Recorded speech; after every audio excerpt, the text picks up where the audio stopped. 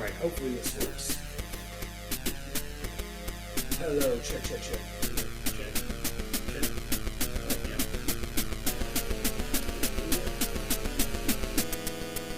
Alright, I don't know if you drink or not. Ready? Yeah. Oh yeah, my favorite part. Gives me an excuse to drink in the daytime. But it's a Sunday, so. Yeah. What's up, dude? Not much. It's not been long since I've seen you. Not too long. What was it? 2 weeks ago? Was it 2 weeks? Was it a week ago? Yeah. Was it a week ago? Was that I think only it a was week last ago? week, yeah. Wow. So much has happened in that 1 week of time. I feel like it was a month ago. Yeah. I've already, I finished a job, and I was thinking I was going to have, 10 days off. And then this guy called me, and he was like, hey, man, these people just built a new house, and the builder, really fucked them over. Can you just go look? And I was like, I don't know if I want to go look at something that's been done wrong. Yeah. And I went there, and it was fine. It was the outside of the house that was fucked up. And I was like, do y'all want me to bid it or whatever? And I bid it, and I plan on having 10 days off. Boom, almost 3,000 square feet of flooring. That night, they were like, see you tomorrow. I was like, I guess I don't have 10 days off anymore. Yeah. Damn. Okay. I mean, that's good for you, at least. I mean, it is, and it isn't, because I've already been just crunching it down. So I'm very exhausted. Are you getting a lot of work right now? I know that, the housing market in general is just I'm till December, man. It's unbelievable. Damn. People hit me up, and I can't even reply to it all. It's just it's so much. So much. And I'm just me. I don't have any kind of promotion. I'll put an Instagram up every now and then just to remind people I do flooring. Mm-hmm. But yeah, and it's all been custom showers and very large, whole houses of the actual flooring. Yeah. So not small stuff. No. Yeah. And I'm one guy, so it's they're like, what do you think you'd be done? I'm like, that's 2 weeks from now. Yeah, I'll be done 2 weeks from now. Also, I'm not 20 anymore. I don't move like I used to. It's me. It's just me. This is my career. Although I have lost quite a bit of weight, so that actually helps tremendously. Yeah, dude, I was filling this out 4 months ago. Are you doing something, or is it just happening? Oh, yeah? Keto? Yeah, I'm in the ketosis. So carbs are the enemy? Right here's the enemy. It's my only, it's what is it, the cheat meal? Mm-hmm. So this is my fucking cheat. Yeah.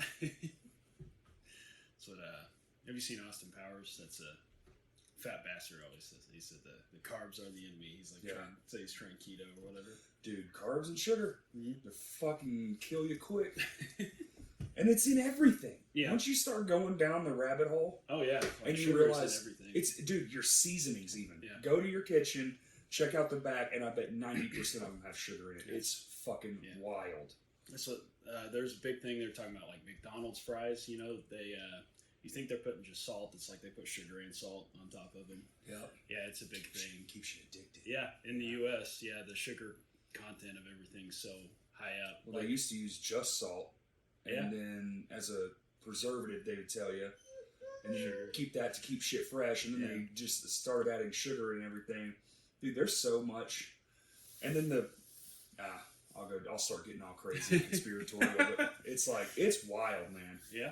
It's wild. You really start going down the rabbit hole. You're like, oh my God, dude, it's they just don't care. Mm-hmm. Maybe sugar's cheaper to maintain. I don't know. But it's in fucking everything. Yeah, it is. Yeah. That's a big issue. It's in your fries? Why the fuck are they putting sugar on fries, man? Just because you keep eating them, man. Yeah, no. I don't eat McDonald's. You have to stay away from fast food on keto too, which is great. Yeah. There's only a few places you can truly go and finagle it, unless you want to take the buns off and do all that stuff, which I hate doing. I don't like wasting food either, though. Yeah. So that's a huge problem that I have a hurdle of mine that I'm well, if I go here, then I can't eat that part, and I'm going to throw that away. That sucks. I don't want to throw it away. It's not that I paid for it.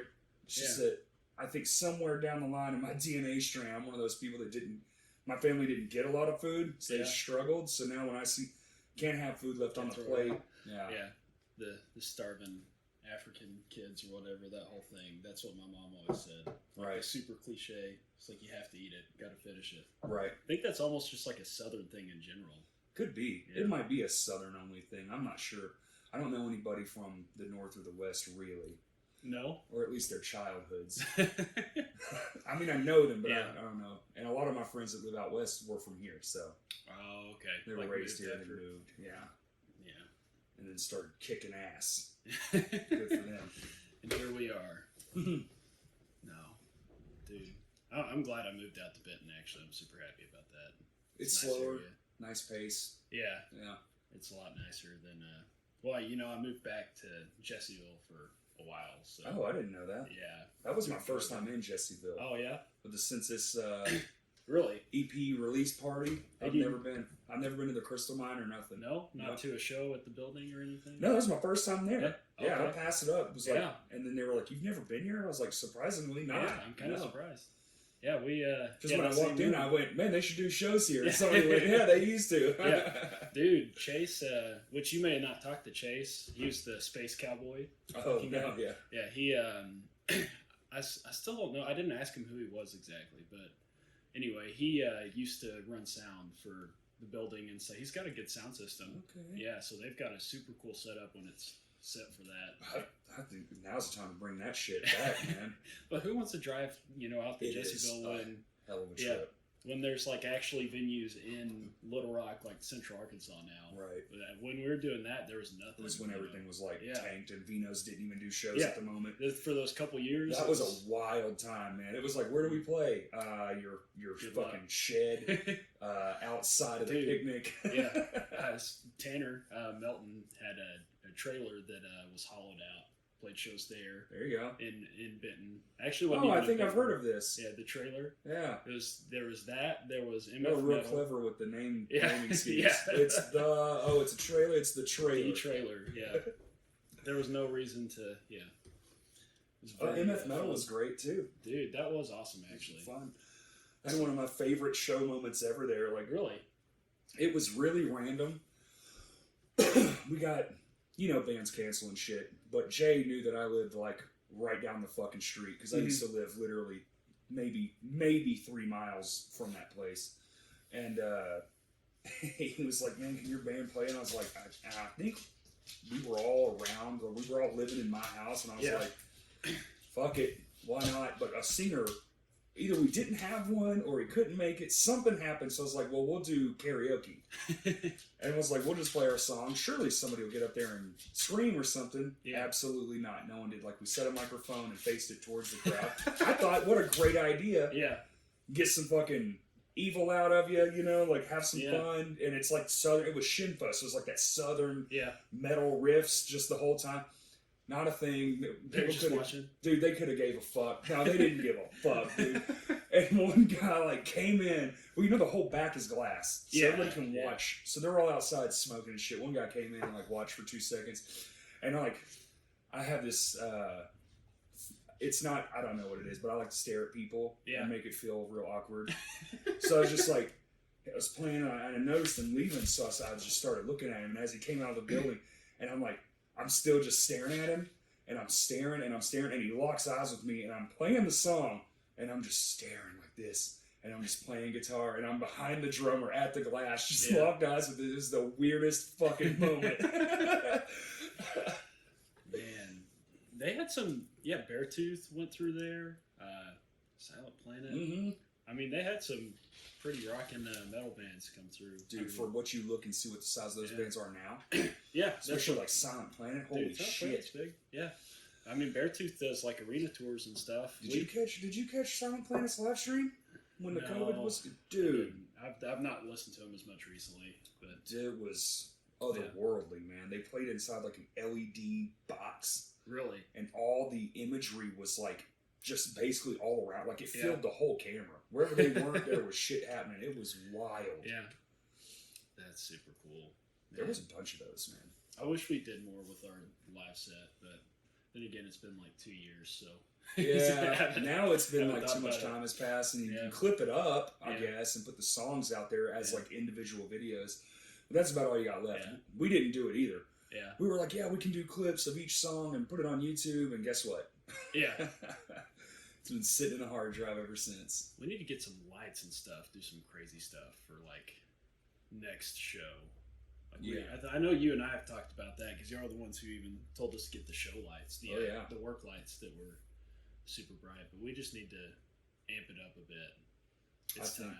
I think we have this one show coming up Friday night, 29th, with Tan the Terrible and Moon Man. I'm going to selfish plug. But after that, the plan is that we're not playing again unless it's just too good, you know? Yeah. Like too good of a thing to pass up. Yeah. I think our plan is to not play until the album release. When is that? Like, do y'all have any? We start, it's all done except for, I think, the vocals and the drums. But we start the drums on the 25th. Or no, the 5th, November.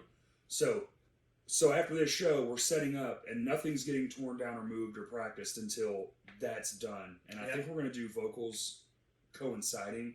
So we might do 2 hours of drums, hour of vocals. We haven't figured that part out yet. But we have talked to a bunch of people. There's been a lot of communicating about what to do with it. Mm-hmm. It's 12 whole tracks. It's a fucking legit actual album.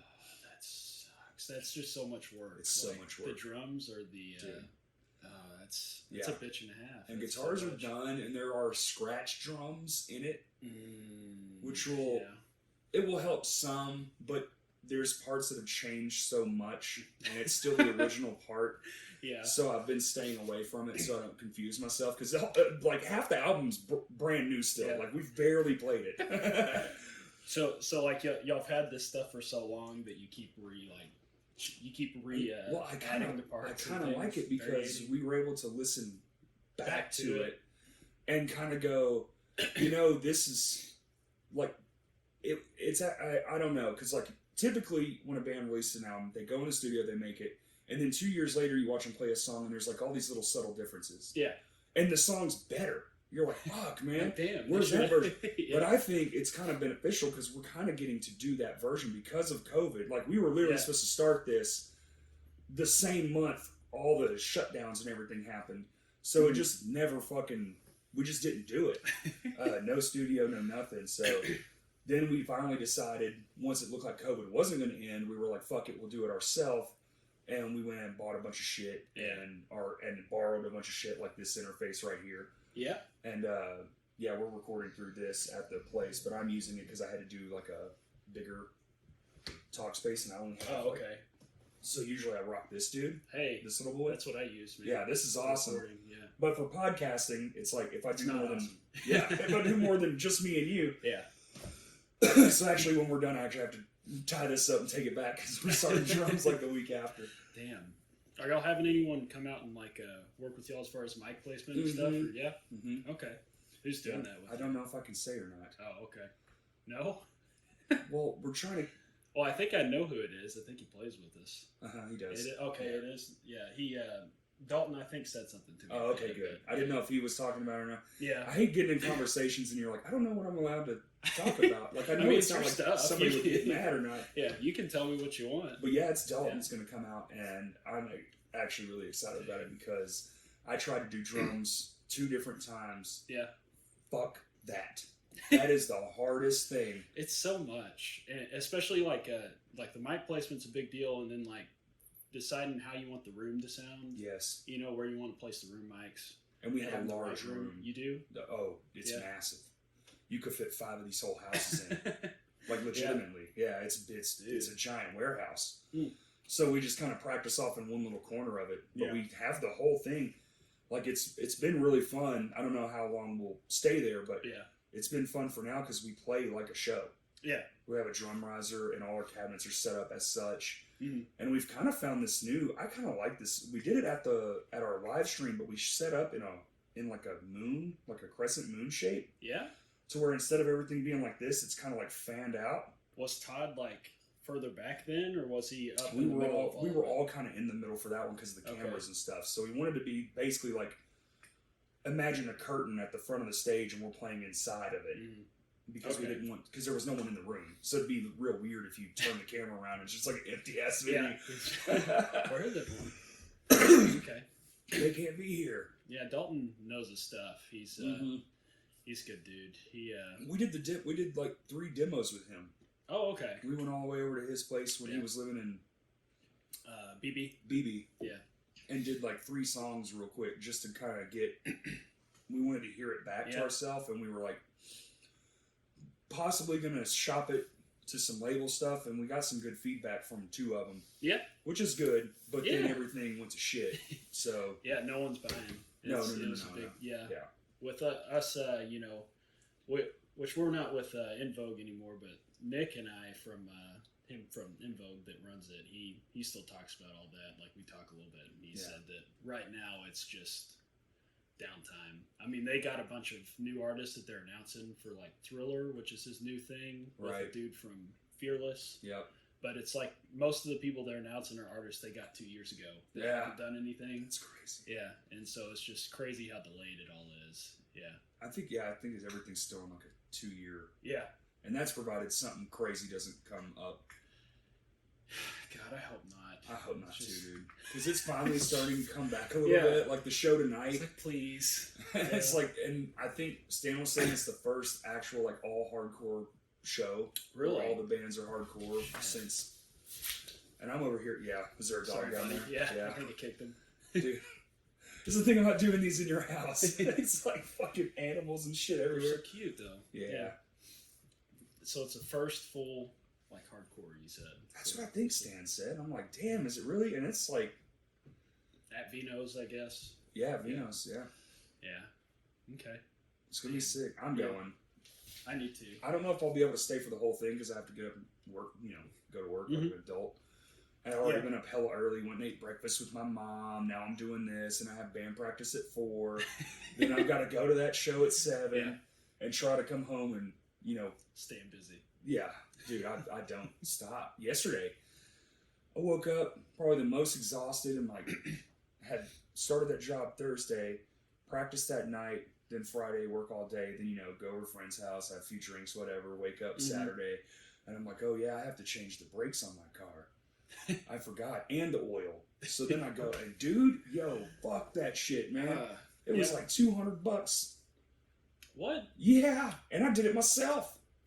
Jesus. Dude, I was like, well, this sucks. And so bought all that. And then I went and, I'm doing it in my buddy's yard down here. Yeah. So I'm...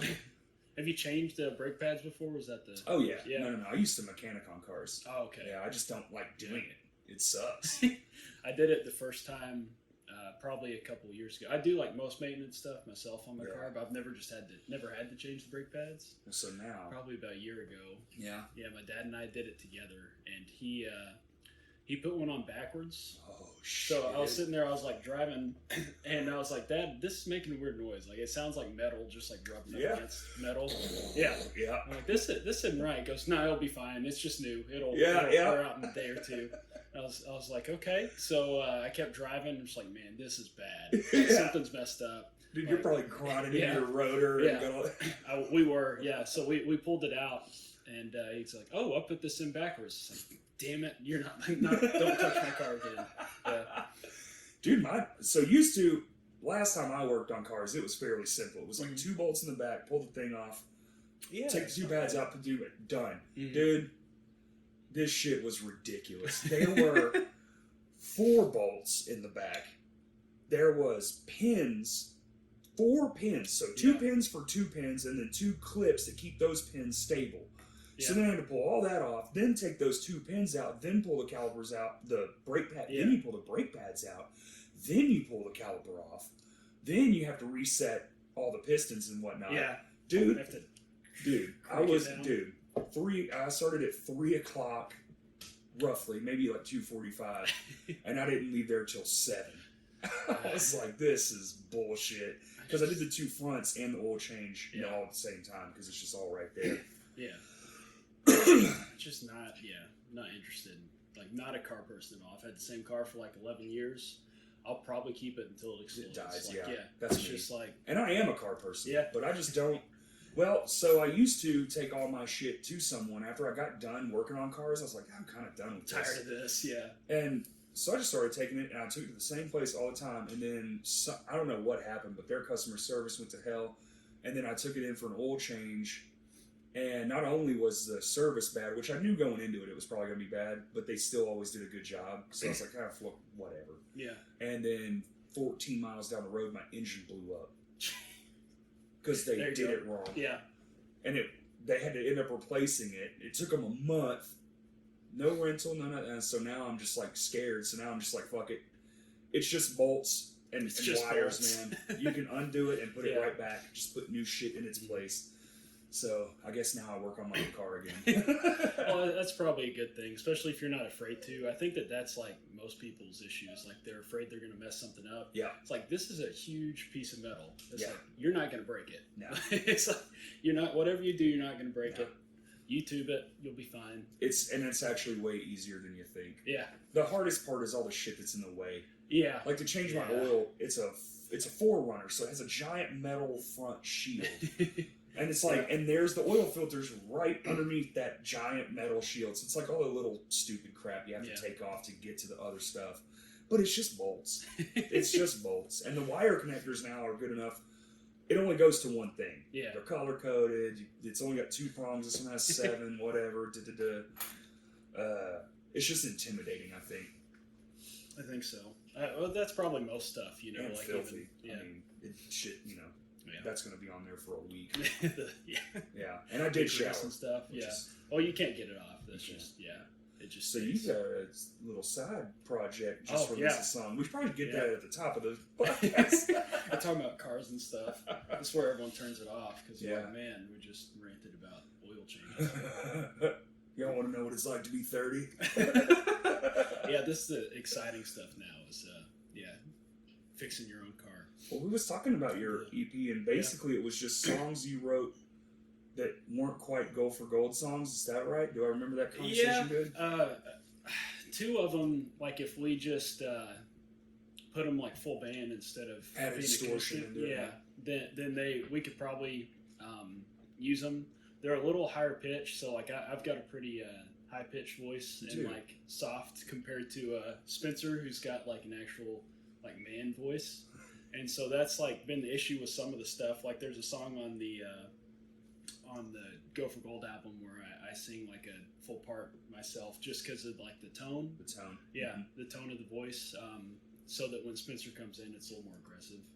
And same with these songs. Like a couple of them just didn't fit because they were higher pitched and like it wouldn't work with Spencer. And then Made of Gold, like the one I just dropped, just wasn't really Go for Gold song. Right. But Spencer, first time he heard it, he was like pissed that we weren't going to use it. Although he told me like, this is not, like we're not going to use these. So he ended up singing on it with me. And I've got one with Ben, which would be cool too. Oh. Yeah, he's You gonna shoot a video for all of them? He is elusive. I don't know. The first one was just kind of like for the hell of it, which I'll probably share sometime this week. Oh, really? Yeah. Awesome. I just I don't know if we'll do videos for all of them. I haven't thought that far through. Gotcha. I just we made the songs, or I made the songs, and You did it all yourself too, didn't you? Yeah, I made them in my bedroom, just like the rest of the stuff that we make, and then I sent them over to Nathan. We started going back and forth, and he put some, polish on them. Yeah, amazing touches. Yeah, we recorded 6 songs in a weekend. Really, like 18 hours or something. It's pretty crazy. Wow. But I mean, it's just acoustic, so it's like we didn't do drums or anything like that. It's just a bunch of layers of me, which is weird to think. Did you about. go up there? Yeah. Oh, you did. Yeah. Okay. Yeah. So Nathan and I are pretty good buddies. Oh yeah. Yeah. I mean, everything that I've done after working with him once, like I use him still. Like even the album which he didn't record, like we still send him stuff. I asked him questions. Like he helped me. Like a lot of the tools that we use on the Go for Gold album are not things that Nick Egram helped us with. They're things that Nathan told us last time we recorded right before going up there. And I just like put it all in ahead of time. you know, just like different layers and like how to match harmonies really well with like the full song and not just like, you know, so you can have a note that like sounds good with whatever the main melody, whatever Spencer's singing, but it may not match like whatever the guitars are playing. Oh, and it sounds a little goofy. Yeah. But stuff like that I would never think about. Oh yeah. Nathan has it. Nathan can actually polish a turd. Yeah. Yeah. Yeah. Yeah, he's so he's gifted, man. Yeah. I really can't say enough about him. He's just, you don't find a lot of people who are that invested in what they do to. Oh, I know. Yeah. Take the time to learn continually about it. So. And consistently. Yeah, It has a good ear for tones too. Like yeah.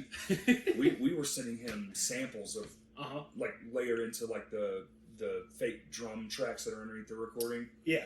And we'd be like, yeah, what's the, and we would wait day, 2 days, and it was like, all right, well, actually, and he would say, like, it sounds like your mic's like this. Yeah. And we'd be like, oh, shit, it is like that. He's like, yeah, do it like this. Because we told him what we were using, and he would do it, and he'd be like, oh, man, fucking sweet. It's crazy. Yeah. Like, and that's just from listening to it. Yeah. Like, we didn't give him any real details. We were just basically like, does this sound good? Yeah. Yeah. It's been a journey, man, for sure, though. He's been a big part of that, and so has Ben. But, yeah, because, like, when I first started playing... When did you start first playing? Like, music? Yeah. Jesus. That would have been, like, sound... So I was in, like, a Christian metalcore band. Weren't we all? Yeah. Yeah, there you go. That whole life. With some of my friends from high school, and we... that was during when there was no shows anywhere. Right. We were talking about. I was like 16 when Damn. that would have been like my first actual band, you know. But in like 06 or somewhere in That would there? have been 2012, Holy 2011. shit. Yeah. Yeah, 2011, 2012. God. Yeah.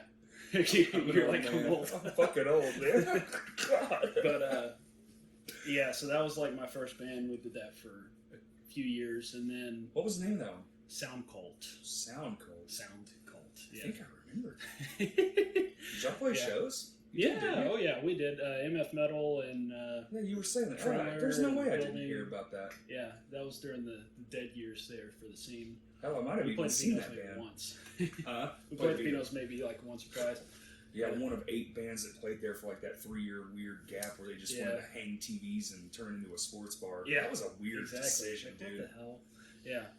You go from like a legendary punk venue to try and like change the bag to sports. Like chicken wing joint. Yeah. It was fucking dumb. Yeah. Dude, I remember one of the first bigger shows back after they finally let bands start coming, and they still had the TVs in the room, like Yeah. on the wall and shit. And I remember a band like was in the going right, and it's a heavy band, going right into the heavy shit, and the singer just stops the whole band and is like, would y'all rather just watch the fucking game? Because we can just stop doing this shit. And I was like, yo, that is rude as shit. Because they had the football game on while the band was playing. Yeah, soccer. Dude. I've seen soccer on a few times during shows still. Yeah. But at least it's on like the bullshit the back room TVs. TV. Yeah. That's more for the bartender, I think. Yeah, the bartender's got like those were like, in, he's like, I don't give a shit. You know, they had like the flat screens, and it was so fucking lame. Man, yeah. I miss playing breakdowns. I'm not gonna lie, that was fun. But that shit's the best. But yeah, that was the start, and then moved to Go for Gold. I had like a few years where like I tried to play with different people. Yeah. And none of it really worked out. So was it all heavy stuff, or were you trying to do lighter stuff? Yeah. So like I played with Dalton, who's drumming for us now, and Levels. But I played with Dalton in a few different like, mostly like bedroom projects. Played a couple shows with them. Like we played with Beartooth in his backyard during that whole thing for Between You and I. But yeah, nothing really serious until I met Spencer. Yeah. And and that's been a hell of a ride already. That's been it's been fun. A lot of growth for sure. It's been we've learned a lot, but we haven't really progressed a lot in the last year and a half. Which but no one has that either. Been a big COVID thing. Yeah. I mean, you know, I don't know if you can grow during this time. I mean, I guess you could get better if you lived proximity as a band, and you just like, fuck it, we got nothing but free time, let's practice every day. Yeah. But even that, even on a stage, I think the only way to get better truly is to tour. To do it, yep. You have to go play stages. We're going to start next year. We were going to do it last year, but couldn't do that. Right. So yeah, we're going to start. We've got some stuff lined up we're looking at in January, and I'm pretty stoked on it. Finally. Yeah, we've got in-ears now, which was like Ooh. crazy. So like, you know, like I couldn't, when we first started, like I didn't do sing. have Dalton in your band. Yeah. I couldn't sing when we first started. Like I wouldn't do it. Well, I couldn't play and sing at the same time. I'd never done it. And so then like Ben and they got a whole left. fucking album to Yeah. it. Wow. Yeah. And Ben left, and then like it's like I'm not gonna find one better than him. I might as well figure it out myself. Right. And so like I did it, and I wasn't great at it. And now this last year, like I've gotten pretty solid. I'm not gonna say I'm good, but I got a lot better. It's tough, isn't it? Yeah, it's awful. It's crazy weird. Yeah, it's. And then like people who play drums and sing, it's like that's just beyond. It's the hardest thing ever. On. It's the hardest thing ever. And then you don't realize though with in-ears like how much you're just trying to yell over what's going on until you like put them in. Yeah. And then you're like, holy shit, like I'm just yelling. And then you like put those in, you're like, okay, I can actually like sing now. See? Yeah. Okay, so that's crazy. I actually just like within the last year singing and drumming, you know, I do that. And on this album I have a couple parts and then practicing and stuff. I'm like, dude, I'm gassing out. I'm great and I'm out of shape and smoke and shit and all that. But I usually don't. You know what I'm saying? I usually don't. But these newer parts is like a different kind of singing, different way. Yeah. And I was like doing the same thing, just belting it out. And then, dude, I learned like in one practice, I did something I've never done. Been doing it for 15 years probably. Just the same thing, belt, you know. And I just sang it like I normally would. Just calm. Just very calmly. But dude, the breath control while you're, you know, you're doing this. And so your first instinct is just be like, nah, you know. But I just sang it calmly. And I was like, oh, man, that was so much better. I didn't even realize I was doing that until like we put the in-ears in. And it's been like well worth the investment. And I'm afraid I would be just cringe as fuck if I had in-ears. I'd be like, ooh, wow, we're all terrible. I've heard that's about in-ears. They'll show you how bad you are. It's a learning curve for sure. But I mean, have you tightened up like on guitar even? Yeah. I mean, you have to. That's the biggest issue. Is like when I was first starting to learn how to play and sing at the same time. Yes. Like I felt like I was. In order to do well with one, I'd have to like sacrifice how well I was playing the other.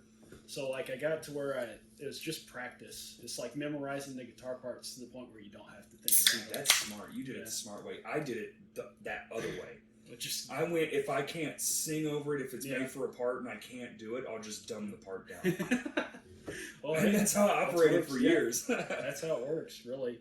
Then I just got more into playing. I think acoustic with that helps because you just learn a bunch of cover songs, you know. So you just sing over top of like just a lot of practice. These already good chord structures, That was Ben's advice to me when I first started. He said, just try a bunch of different things. He said, the more that you like try to learn and play new stuff, the easier it gets as a whole. Just like learning new parts. That's good advice. It's worked. I just still got some stuff to learn. Dude, sure. I'm still learning. I've been singing and playing instruments at the same time. Like that's what I wanted to do. Even when I started playing guitar, well, technically I drummed first, but that was a very short-lived 6 months. Like, bought like $100 pile of shit, and it had like the cymbals might have well been just trash can lids. Like it was just fucked. And so I didn't like it because it wasn't fun to play. It sounded terrible. The snare, like I didn't have new heads. It was like probably 20 for that snare head. But I always knew I wanted to sing also. Because I always liked singing. I always do. You get in the car, you sing, you know. To each their own, Yeah. Well, I like it now, but... And, I'm also like, anybody can sing. It doesn't have to be great. No. Just fucking do it. You just got to do it. And really, all it is confidence. Yeah. You can be 100%. shit. Look, I can show you a lot of artists. You isolate the vocal track, and you're like, that is bullshit. But they don't care. No. They're confident, and they just do it. It's awesome. Yeah. You can ask Kurt. He's known me since I started playing like in front of people. the confidence difference between now and then is crazy. Which I mean, most of it was like forced. I mean, that's like I think that's why I like music so much. It's just like a journey. You got like there's always something you can get better at and like push it. And I definitely can tell like between now and when I first started the difference. Like for sure, I've always been pretty good at guitar, but like being able to play in front of people was an issue, and then like being able to sing in front of people was like even a bigger issue. The anxiety of that shit when you first do it, dude. There's if you go like listen to that Fall Out Boy cover set, like there's a few times where I'm just like yelling into the mic, like there's no notes or nothing. That was like the first time I'd ever done it in front of people. But Is that like, right? Yeah, I was like, fuck it, I've just got to do this. Like I've got to get it out of my system and like just try it. So it was like a trial run in front of a fucking packed house. Yeah, and it did not. Some of them sound fine, but there's a few parts where like, damn, this guy's just like yelling.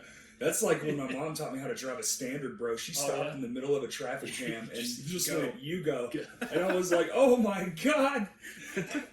There was like a semi behind us, and my brother was in the back seat having a fucking heart attack, screaming and crying and shit. This shit was so fucking funny. That's a great way to do it, though. Yeah, hey, man. Trial by fire. There's just dude, you're at a sold out show. There's no better place to fucking get your wits. Do it. Yeah, and that I think that type of stuff is like why I feel like why we're pushing a little better than we were at first. Why it's kind of taken off is that we've just gotten to the point where like fuck it, like we're just gonna just do it. Yeah, just own it. Like even the stuff that maybe we don't care that much about, like we're just gonna push it. And worst comes to worst, like other people don't like it as well. It's just like that's kind of that's kind of what's been being into my and from your peers, like Spencer and Kurt and all these people will tell me because I'm old school and sometimes getting a new school approach to things. I'm just like, why would you do that? They're like, it's like their same thing. It's like just put it out. Yeah, you did the work. Just do it. Just put it out there, even if it's fucking not as good as the last one. But the next one might be even 10 times better, and you'll learn from each one of them. Yeah. Yeah, that's been a big thing. That's like writing. I'll write like 30 songs. Half of them be like crap, throw them away. That's crazy. And so like that's like Ben asked me like when we talk a lot about music and stuff. Yeah. And so what they'll do is they'll take a song and they'll work on it for 2 months, until it's good. Like me, I'll write like 5. And then if 4 of them suck, like I'm trashing just them. Take the one. Like I just gone. Like it's garbage. It's not getting more better. The spray and pray approach. Yeah. So, but I think that because of that, now it's getting more consistent. Like when I sit down to write, you already know what you're looking for. Yeah. And then you have like a good bass. And see, I think we've all been playing together long enough. That's where we're at because we typically, if we don't get the song within a practice, well, if it doesn't click, it doesn't click. And we've learned to like you realize yourself, self-awareness. Yeah. You realize it's not that good. Exactly. This so sucks. That's my thing. And let's just not lie and try next practice. Let's just fucking fuck it. Yeah. Just on to the next one because we've written. I mean, every band has written so many more songs than you will ever hear. Or like half songs. That's always the thing. Like get halfway through, I don't know what I'm doing. There's more half my hands to worse songs than there are probably songs in the universe. It's ridiculous. God. That's what really sucks is like you if you start working on one, you put like 8 hours or something, like a bunch of time into it. Dalton and I have done that with like metal songs before. So like we've got like a whole probably like I don't know 10 or 12 that are like finished. From like 5 or 6 years ago, but we just like could never get them complete. Like we flesh out like the guitar and like some of the drums, and then we get about like 3 minutes in, or like around the end, like the end of the song, and we're just like, I don't like it. Like I don't know what to do. Like this doesn't feel good, and so that was the end of metal for me. But that's how it goes, man. It's just how it goes. See, that shit's in my DNA.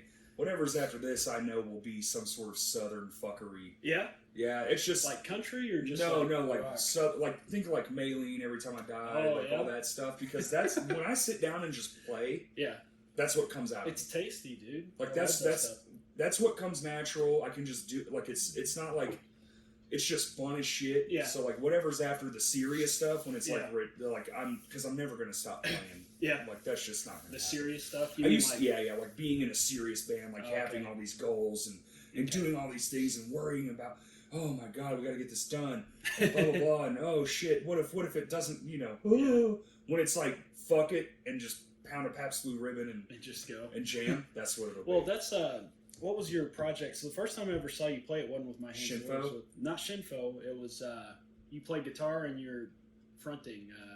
Lame Johnny. Lame Johnny. Yeah. That shit was tight. Yeah, I I love was Lame like, Johnny. damn, that's so fun. That's the best band I've ever been in. God, I can't write stuff like that, but I would love to just play it. Just like be out there and just like throw some shit around and just do it. You That's know? how my brain functions, is more like that. The southern like punkish Yeah, stuff. there's a great way to describe it. Southern punk. That's just like yelling and fast guitars, man.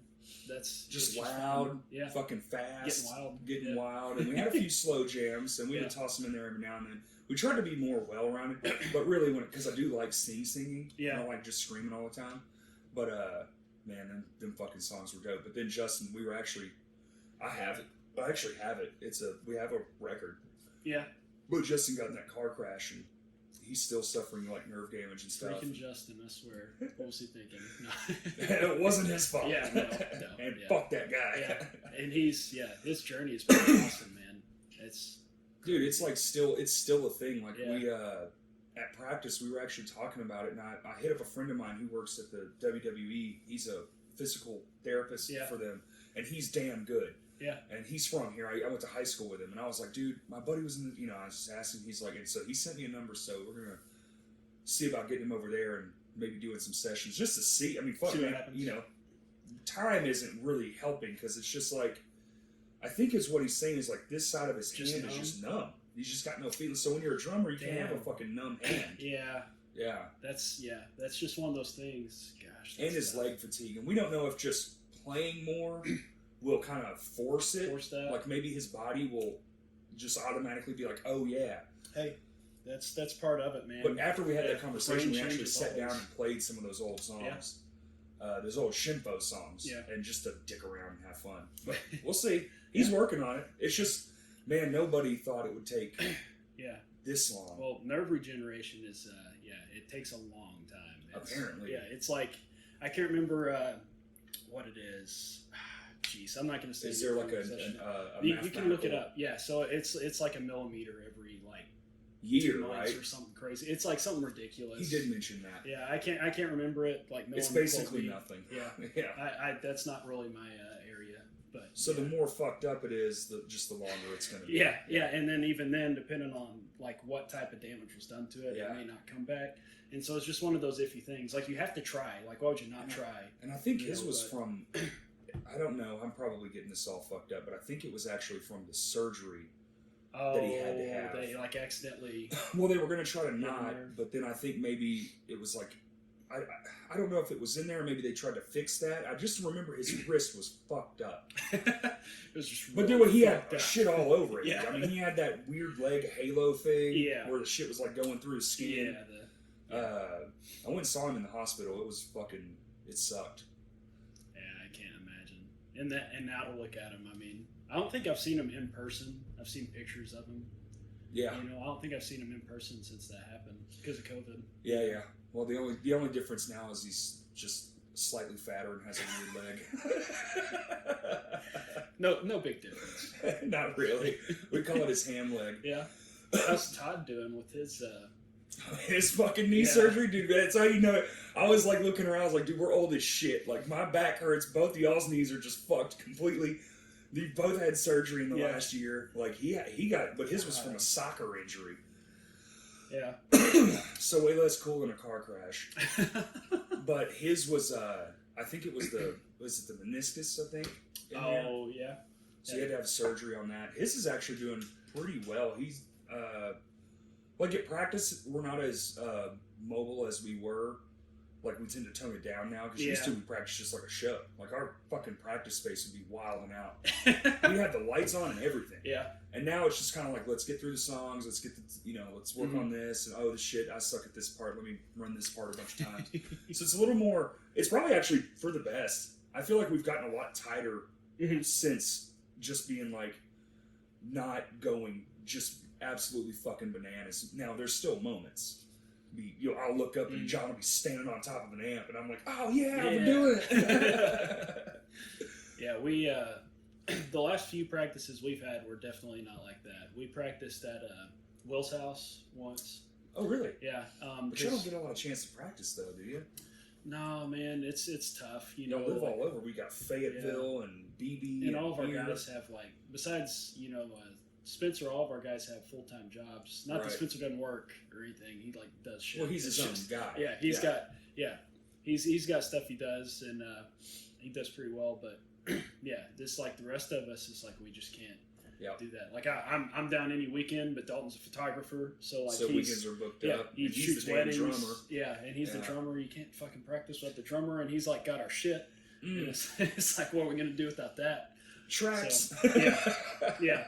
And then, like, you know, Aaron travels a lot with his wife. You know, he's married and does all that fun stuff. And then, like, he works, you know, in Bentonville. Oh, and shit. Like, So he's up there, they too. live up there. Damn. Yeah. And so it's just, like, this whole thing. You got to, like, schedule around everyone. So you make it count when you do practice. Yeah, so no time for fun. Yeah. But hopefully, you know, Aaron and Jagger now can kind of offset my non-excitement on a stage. That's yeah. So the playing and singing was a good addition because I don't move a lot. And then we got Jagger on bass, and he's know he throws his shit around. You only need a couple to do it, man. Yeah, and Spencer does his own thing. If you watch even the craziest bands, there's always like that one guy that's just like chilling. Like off in the corner. Yeah. Like he's the guy holding it all together. You're the glue, man. Yeah. The glue. I'm the glue. You're the glue. Yeah, you're holding it all down. We need Dalton to be the glue. Oh, here's a. But y'all got in-ears now, so y'all playing a click too? Yeah. Holy shit. And Dalton uses that as an excuse for him not to be completely like straight on time with everything, which is super funny. But so in the studio, this is kind of funny. We were recording so Dalton didn't want to do like full drum tracks before we went in, which is like weird to me because like before Dalton, like I wrote all the shit. Like I put simple drum tracks and stuff. Yeah. And That's then like I'd send them off to like whoever our drummer was, and they'd like spice it up, put their own fills in, say that's like this sounds stupid. Yeah, exactly. And Dalton's like, nah, I'm just gonna like wing it when I get up there. Oh shit. So we fucking get up there, and like a couple of the songs, so a verse, you know, in a song is the same. Each time you play the verse, it's the same thing normally. Like that's just normal structure. And so like he'd like record a part or like the chorus, you know, like the chorus is the same every time you play it. Right. Like that's just how it is for everything. You know, maybe there's a little bit of change, like you add in on some the stuff. last one on the big chorus. When you go big, it's like times two. Yeah. But so Dalton would sit down and he'd like track like a chorus. And then next time we'd go into it again, he'd like play something different. And he'd be like, wait, stop. What the fuck are you doing? It's like, oh, I'm just winging it. Like, I'm going to see what feels better. He's like, no, you did it like this way. So you need to do it again. It's like, no, it's like, but shouldn't I like variate it or like try something different? Like, no, you don't do that. It's like, you don't do this. So like, Dalton is really good, and he's really good at like feeling what he's playing. Yeah. But as far as playing something consistently the same repetitious. way, yeah. But I think that's more of just like a practice thing. But it also kind of keeps suffer like from that too. The live shows though, like that's a cool thing. Like you know, to change the fills and like to add different stuff and you know make things bigger when you're feeling it and that type of stuff. It's like super cool. So he's got like that going for him. Which you do that too. 100%, 100%. Different shit. Yeah. Add in a whole thing just in the spur of the moment. Just like I'm feeling it. Drummers are a different breed. Different breed. breed. Okay, we're done. You can say it. It's fine. I don't think it's dumb. I think it's just the like the ADD. The mind, the mind wanders a little bit. It's like I'm bored with it, dude. I've literally been playing and then like straight just flat out got bored and fucking wholly forgot where the fuck we were in the song. Just like I'm not paying attention. I'm just in my own world. Yeah, just start hitting cowbell. And I just start looking and I'm like, where are we? And I'm like, uh-oh. And then the part will change and I'll kind of like skirt into the part like, oh, that's where we're at. Whew.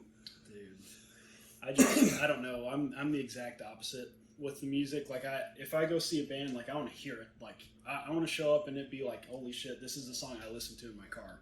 You know? Oh really? You're that guy? See, I'm the exact opposite. Like I want them to get wild, but you know, like I saw Oh Sleeper was probably one of the most wild bands I've seen, especially considering like how intense like some of the stuff is that they play, especially on their older albums.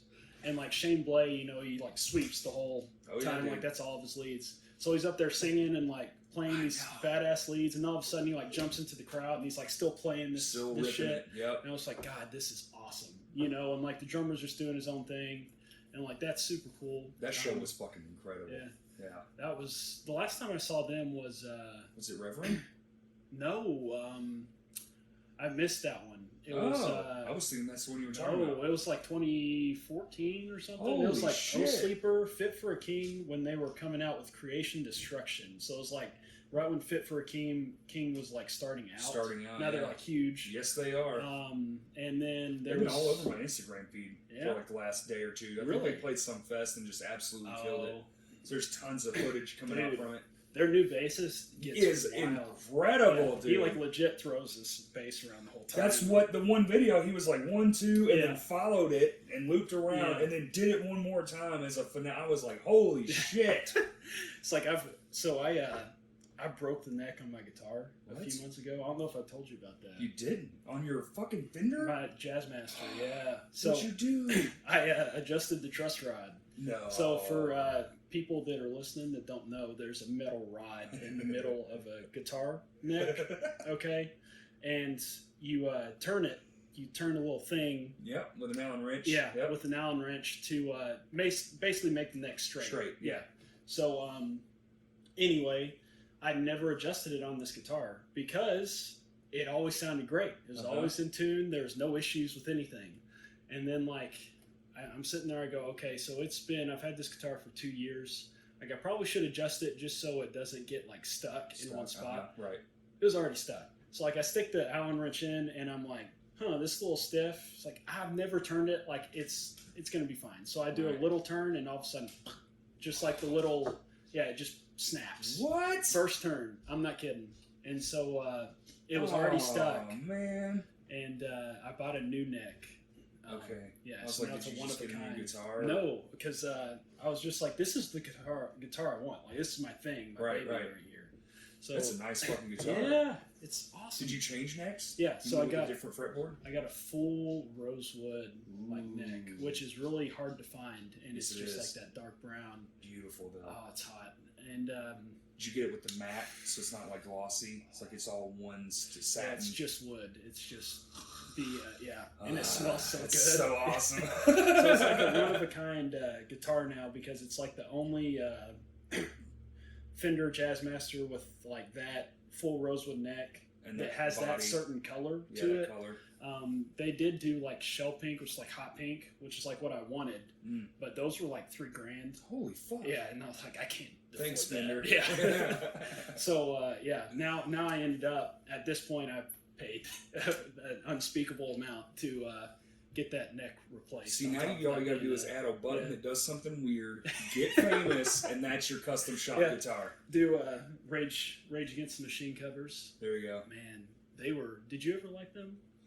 So I didn't in high school. Yeah. But when I was in high school, they were like huge as fuck. Mm-hmm. So everyone listened to them. Oh yeah. And I'm not usually I'm the guy that's like, that's fucking dumb because everybody likes it. Yeah. So I'm like, I don't listen to it. And I didn't. It was the same thing with Beastie Boys. And then as the time goes on, I'm like, make some noise. I'm like, yeah, this band fucks. They fuck real hard. Oh yeah. Yeah. Which I mean, not to get super political, but I just like all the stuff that they stand for. Right. Too. It's a big thing. Like Zach De La Rocha, like is just a super awesome dude in general. He's a really cool guy. So is Tom. So like they're really big for me. And then like when Stray from the Path came out with those 2 albums that were basically just another like Rage album. Right. Just like new school, you know, like an updated southern version. shit. Because Rage went away for quite some time. So Yeah. Somebody had to take the spot. Yeah, and that stuff. I mean, I just love all that. Which they align pretty well with like my. Which are they back or did they go away because of COVID? I mean, I know they were staging a comeback. They were, supposed to do that comeback tour along with a couple other bands. Freaking My Chemical Romance was supposed to come back. Same shit. They're waiting until next year now again. Yeah. What the fuck? That sucks. There was a few. Wasn't it like 3 bands in one day that were all dead, and then we're like, we're coming back? Yeah, basically. Yeah, it was like within a couple weeks or so. It was just like everyone was like, oh, we're just going to do this. You know again. what? It was Furnace Fest. And then all those bands were like, yeah, we're coming back. And then Furnace Fest got canceled and all that shit. Yeah, it's crazy times, man. I'm ready for it to be done with, but I just don't know how it's all going to pan out at this point. I think that shows are back to stay at this point. I don't think they can go away. If it goes away again, I think it's over. I can't see it with the way like our like just is driven. It's just I just can't see shows going back to not having them. Same with stores and everything else, dude. Like production in general right now is crazy. It's all insane. How it's backed up. Dude, it's the most insane I've ever seen it. Yeah. Even in just my two industries with music and home building, I'm just like, dude, I don't. And then you talk to anyone and they're like, we're busier than we've ever been. Yeah. And they're. Yeah, Fuck, dude. I sympathize with anyone who works at a restaurant right now, having to deal with people and like the shorthand. Me and my wife were just talking. She's like, "There's a hiring sign on every business." I was like, "Yeah, yeah." Well, half of that's like the wage. Yeah. Which that's I mean, gotta fight for it, but it's just crazy. You do. Yeah. But it sucks for the people working there because they're understaffed as fuck. And Understaffed. They're busier than they're ever been. Understaffed, underpaid. We went to Dunkin' Donuts like a few days ago, and we were waiting in line, and it was like just a couple cars, but there was a person doing front and the drive-through. She was the only person up front. Jesus, yeah. The only one. 3-4 cash registers, one person. And she's like, "Oh, just bear with me, blah, blah." And I'm like, we don't care. I'm not really, like, if I'm at a drive-through, who gives a shit? If it's going to be an hour, then fucking, let me know. But if it's like 10 minutes, who gives a shit? Yeah. But and then she came back on, "I'm so sorry, I'm the only person working. I swear, just a couple more minutes." Cool. The lobby was busy. I was like, "Dope, fine." So anyway, I was like, this is insane. So when we got up there, it was like a $4 fucking whatever the fuck, and I just handed her a $20 bill, and I was like, yeah, you deserve this. Yeah, this is insane. Yeah, and then you got like the 50-year-old Karens who are only concerned about themselves. Yeah, that shit pisses me off. And it's just like, they just, no empathy, like no recognition of like what these other people are like having to deal with. They don't give a fuck. Yeah. It's tough. Yeah, that part's wild to me. That part really blows my mind. I saw a fucking guy in traffic, dude. It's a hilarious fucking story. Yeah. I saw this old Karen. He was a fuck. And we were at McCain. We were pulling out of McCain Mall, dude.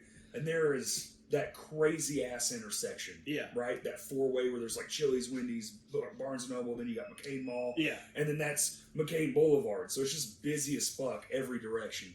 And this poor old woman was in front of him, and she was like taking her time, like trying to get out, not get hit. She's scared. And you could see it on her face because she kept hitting her brakes and shit. And me and my wife and my mom were in the car, and this guy's wham, wham, wham. Like, and I'm like, that's only making it worse, And I'm like, he just keeps going. I roll down my window, and I'm like, "Hey, man, would you shut the fuck up?" And he turns and looks at me, and he goes, "Drop dead." And I was like, "You first." Fucking asshole. Yeah. Just chill, dude. I don't know. I don't get very mad very often, but I just, at least not at people unless I know them pretty well. Right. I know, like Dalton and Spencer and them, I'll get kind of pissy with them about stuff. But, that's normally not a reflection on anything they've done. It's just like, I'm upset because I've had to deal with shit from other people all day. So it's like I can take it out on them because we're friends. And I know you'll come back to me. Yeah, exactly. Yeah. Which is not a good thing, that to like harp on your buddies, but... Yeah, but then also you don't want to be getting in fights with strangers all day. Oh, yeah. Yeah. God. Yeah. No, I can't do that. That's you stream too, though, right? Stream? Like Twitch? Hey, quick question. Are you going to fucking do solo shows? I don't know, man. Oh, you should. I need, like, someone to play with me and stuff like that if I did. Dude, I could get some acoustic guys together with you. Yeah. I've got 6 songs. Dude, that whole Wayne Johnny catalog. We had, like, 4 songs that were totally acousticable. We could do some covers and shit. Yeah, some coffee shop shows or something. That'd be funny. That'd be fun. Yeah. That's fucking easy peasy, man. I mean, I like playing. That album artwork, you make that a patch, bro. Get some merch. It's simple and effective. Dude. It's good artwork. Yeah, Kurt did that. Yeah, we've got all of them have that same like look to them. Okay. I think they're all single covers. I've got one. Yeah, so I've got 6 songs, and like I'm just gonna release them all as singles. Nice. And then I'll put them together later. Right on playlist. But I'll probably end up writing more shit before that's done because that's just what I do. Like I get bored. And that's my hobby is writing stuff. So they all look similar though. Like they're just pictures with that same like font with different like pastel like colors. Oh, okay, cool. Yeah, and Kurt and I just went around and like took pictures of shit. Like it just. Is it all headshots like the one that's there? No, or is it, no. Okay. I'm in a couple of them, but yeah, most of them. I don't know. I don't really like being in the forefront. Like I love doing music, so like you have to like do that shit, you know. But, like that's not my thing. Like it's not how I should have feel. came out like a DJ and wore a big marshmallow on your head or something. Like that's why Spencer's here. It's Yeah. That's Spencer's job. He's supposed to like take the flack and like be the guy in the front, which he doesn't like doing either. Which sucks. But yeah, I just like making the music and like playing the shows. Like I like to see everything and like be a part of it. Right. And yeah, I don't like being in front of people. You should have been a drummer, man. Yeah, which is really funny because Dalton, I think, actually does enjoy being in front of people. But he's the drummer. Same. So he's in the back. Like same. Yeah, I think like hilarious. he'd be comfortable if the riser was like in the front. Oh yeah. Of everyone. And then like y'all play behind him. He's the front man. Yeah. I've actually seen that. Really? It was couldn't tell you. It was years ago. My buddy Fletcher, he knows. It's actually on the podcast I did with him. Oh, okay. He actually remembered it and said it. But yeah, the drummer was the front man. He played Fletcher like Troubadour? Yeah. Fletcher? Okay. He played sideways. The drummer did, Yeah. and like at the crowd. So like, here's the drummer. Here's you, the crowd, and he's playing like this. Here's his hi hat. Damn. It was one of the coolest fucking things ever, dude. It was very unique. It kind of fucked the stage volume up a little bit, but you know, just stepped 10 feet backwards, and it was pretty cool. It was really cool. That's just not my thing. I'm not very outgoing. Yeah, I know. I'm not shy, but I'm not much for putting myself out there. That's something I think. Do you think an acoustic show would like? Oh yeah. Shear you to your core. Like, no, like I would do it. Like at this point, yeah. At this point, it's just like fuck it. Like I like music more than I dislike your anxieties about it. Yeah, and like that whole we can go through a whole like mental health thing if you want, but really that's like something I've struggled with for a long time as far as like being in front of people and stuff like that. And I don't know. I think music's really helped me like push that to the side. It's just like I love this so much more than I dislike and get like worked up about all this other shit. And it's like you find ways to like deal with it. Oh sure, and, yeah. Especially at a show, yeah. Or you find that one person you can talk to, and you just stay talking to that person. Yeah, I have that problem. So Kurt and I get along at shows when he's not shooting them pretty well because he doesn't like to talk either. So couple of wallflowers. Yeah, I'm sure that there's been plenty of people who think I just can't stand them at shows because I'll like, hey, how you doing? And then I'm like, I gotta get the fuck out of here. Yeah. There's too many people. Gotta get back. Yeah. Oh, dude, I've had people like get mad at me because like I'm loading up. Yeah. I'm loading up. Like I'm trying to help my guys, and they're like frustrated afterwards because I didn't talk to them or something. I'm like, dude, I'm sorry. Fuck, man. Okay, so the worst person, don't ever be this person, by the way, is the guy who comes up and starts asking about gear at the end of a set. It's like, we got 5 minutes to get all of our shit off. If you're professional, 5 minutes. Yeah, to get all of our shit off. It's like, I will talk to you in 5 minutes. Like, give me this time to get my shit off the stage. Or, here's the pedal board. Take that shit out the door. We'll talk about it out there. We'll talk about it out there. Like, let's, put them to work. See, that's how you do it. See, you don't do that. You fucking be like, here you go. Yeah. That goes out there. Yeah. Because it's not that you're holding us up. You're holding up the people that are trying to get on stage. That's like the issue.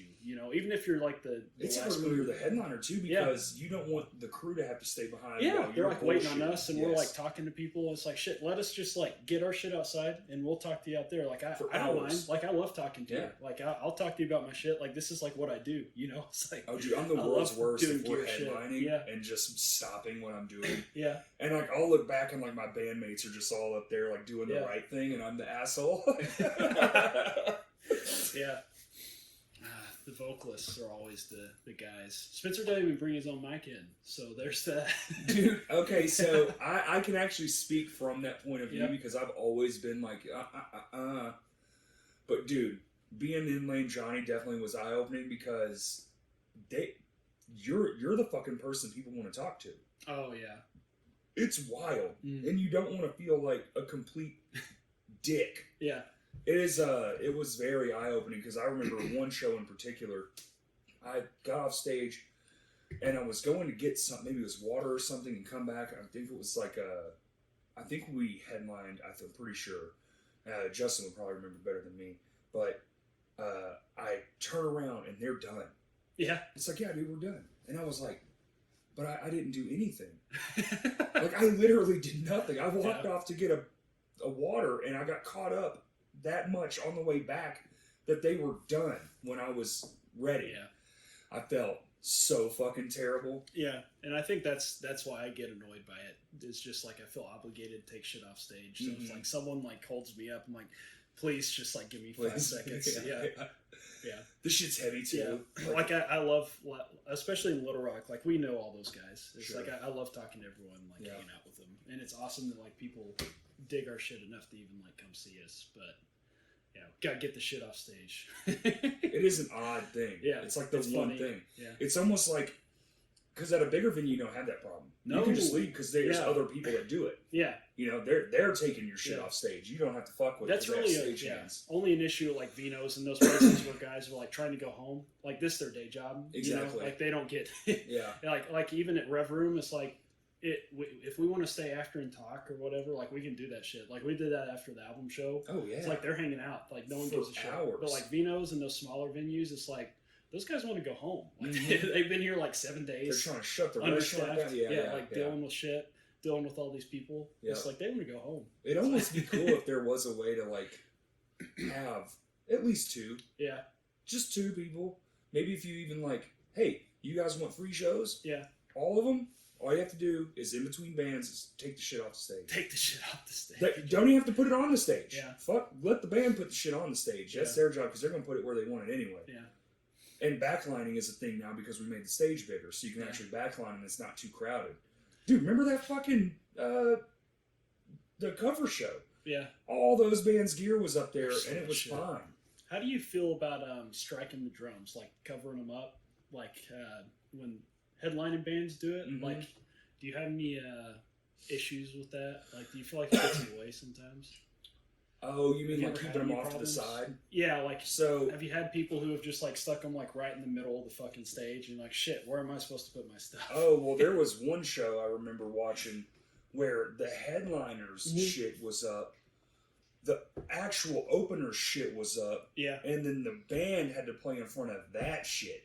Damn. And I was like not a part of it, but I got to witness it because I did a lot of production, and I was like, that ain't even worth it, dude. Yeah, that's not. I get touring bands because they have, especially if they're of the bigger variety, because they have so much shit. Yeah, and it's just to save time and like it is partly an image thing. Like, it is an image thing, but also I think, say let's take Rev Room for example. When they do fest, all the drums are down in a thing, so that they have to be set up in that little pit. Yeah. Because they have to get on stage. Because you're talking, I think one of the ones I watched, it was like 7 bands. That's a lot. That's it is very annoying. The worst thing I think is though when it's a 3-band bill and the headliner's got some cocky disposition and they leave the drums on the drum riser and they make the band play on the flat bit. At Rev, you can get away with that. I think there's enough I still think it's ridiculous. You do? Yeah. You'd rather them just... Yeah, dude, it's fucking 10 seconds. And just get it out of the way. Your sound guy at sound check saved all your shit. Ain't nothing fucking changing. Yeah. And if the temperature changes, they're going to change sitting there too. Yeah. You know what I'm saying? Yeah. And you have, typically at that show, if you're big enough, you will have a stagehand. You know, so... That's true. Get the fuck... And it's a drum set. And they do those fake long sound checks. And you know what that almost always is? Testing. Oh, we already did this for 3 hours earlier to fucking Dave. That's because the fucking guy back here ain't ready. And he had all the time in the world, but they're still trying to get him from the airport or the hotel, in the van. They're like, fuck, so they're stalling. Yeah. It's a stall tactic. Dude. It's all a load of shit. When we played Rev Room for the first time, you know, Sam told us, she goes, you need to be there early for sound check. We're like, sound check before the show? Yeah, that's what this is. Like, you're supposed to do that. I was like, oh shit, okay. So we went up there. We were there for like 10 minutes. I'm like, I feel weird. Like, am I supposed to be doing this? Yeah, that was super cool. And then with modern technology, man, they get it all on a board. Yeah, he's like, I saved it. You're good to go. Yeah. I was like, damn, this is awesome. Yeah, like, that's how it's supposed to be. That way, when you walk on stage, ta-da! Yeah. Except we took 10 minutes, so it wasn't ready. We were just like, should we play something? Like, see what I mean? Yeah. Plenty of time to strike the drums. Yeah. It's just a drum set. Unless it's like one of those gargantuan, gaudy Yeah. fucking metal kits where there's a rack and all the bullshit and 400 toms. Get that shit the fuck off stage. That is ridiculous. When Attila played, I remember that Levels opened up for him at Rev Room. They had a guy, like one guy that came out and sound checked everything before they got up there. Yeah. So I don't think they sound checked before the show. They may have, like as a band. No, they did. But he got up there and he like, and that, I thought that was pretty like neat and like cool. He just like got up there and like tried every instrument, like tried the mics, and he's gone. Like that's literally I just cool. It's basically more of just a mic test. Okay, it's still good because shit fucks up. If a mic gets kicked or somebody didn't notice something or God forbid, like a battery pack and a wireless unit was new but dead in the package. It's just a quick line test is all it is. And then showtime. Do y'all use wireless packs? Like Cody does. Cody does. So, the way we're positioned, guitar and guitarist, so they're way far apart. So those two wired in, plus they have pedal boards. Yeah. So it doesn't make a whole lot of sense for them to use them. Now, if we graduate, say we get, something good happens or we get a tour. Yeah. Where we're playing bigger stages, bigger than a 20-foot stage, which even still is pretty average. I mean, Yeah. We used to play at the Village all the time, and it was a chord is still plenty long enough to get where you want and do crazy shit. But Cody does, and that one missing chord, that's all you need, because then you got the vocalist coming right down the center, and it's not really in the way. Yeah. We got tangled up at our last show, though, for the first time, because Cody had to rock a cable because his wireless has been fucking up. He has a really good one, too. But it's just the door, the little latch, doesn't fucking latch, so the battery like comes out and it cuts in and out, and it fucking sucks, dude, because it's like a really nice wireless system, but they don't make the door. Mm-hmm. You have to buy the whole thing. Have you listened to the new Census EP? Did you listen to it yet? Oh yeah, I was at the party. Oh yeah, you listened to it then.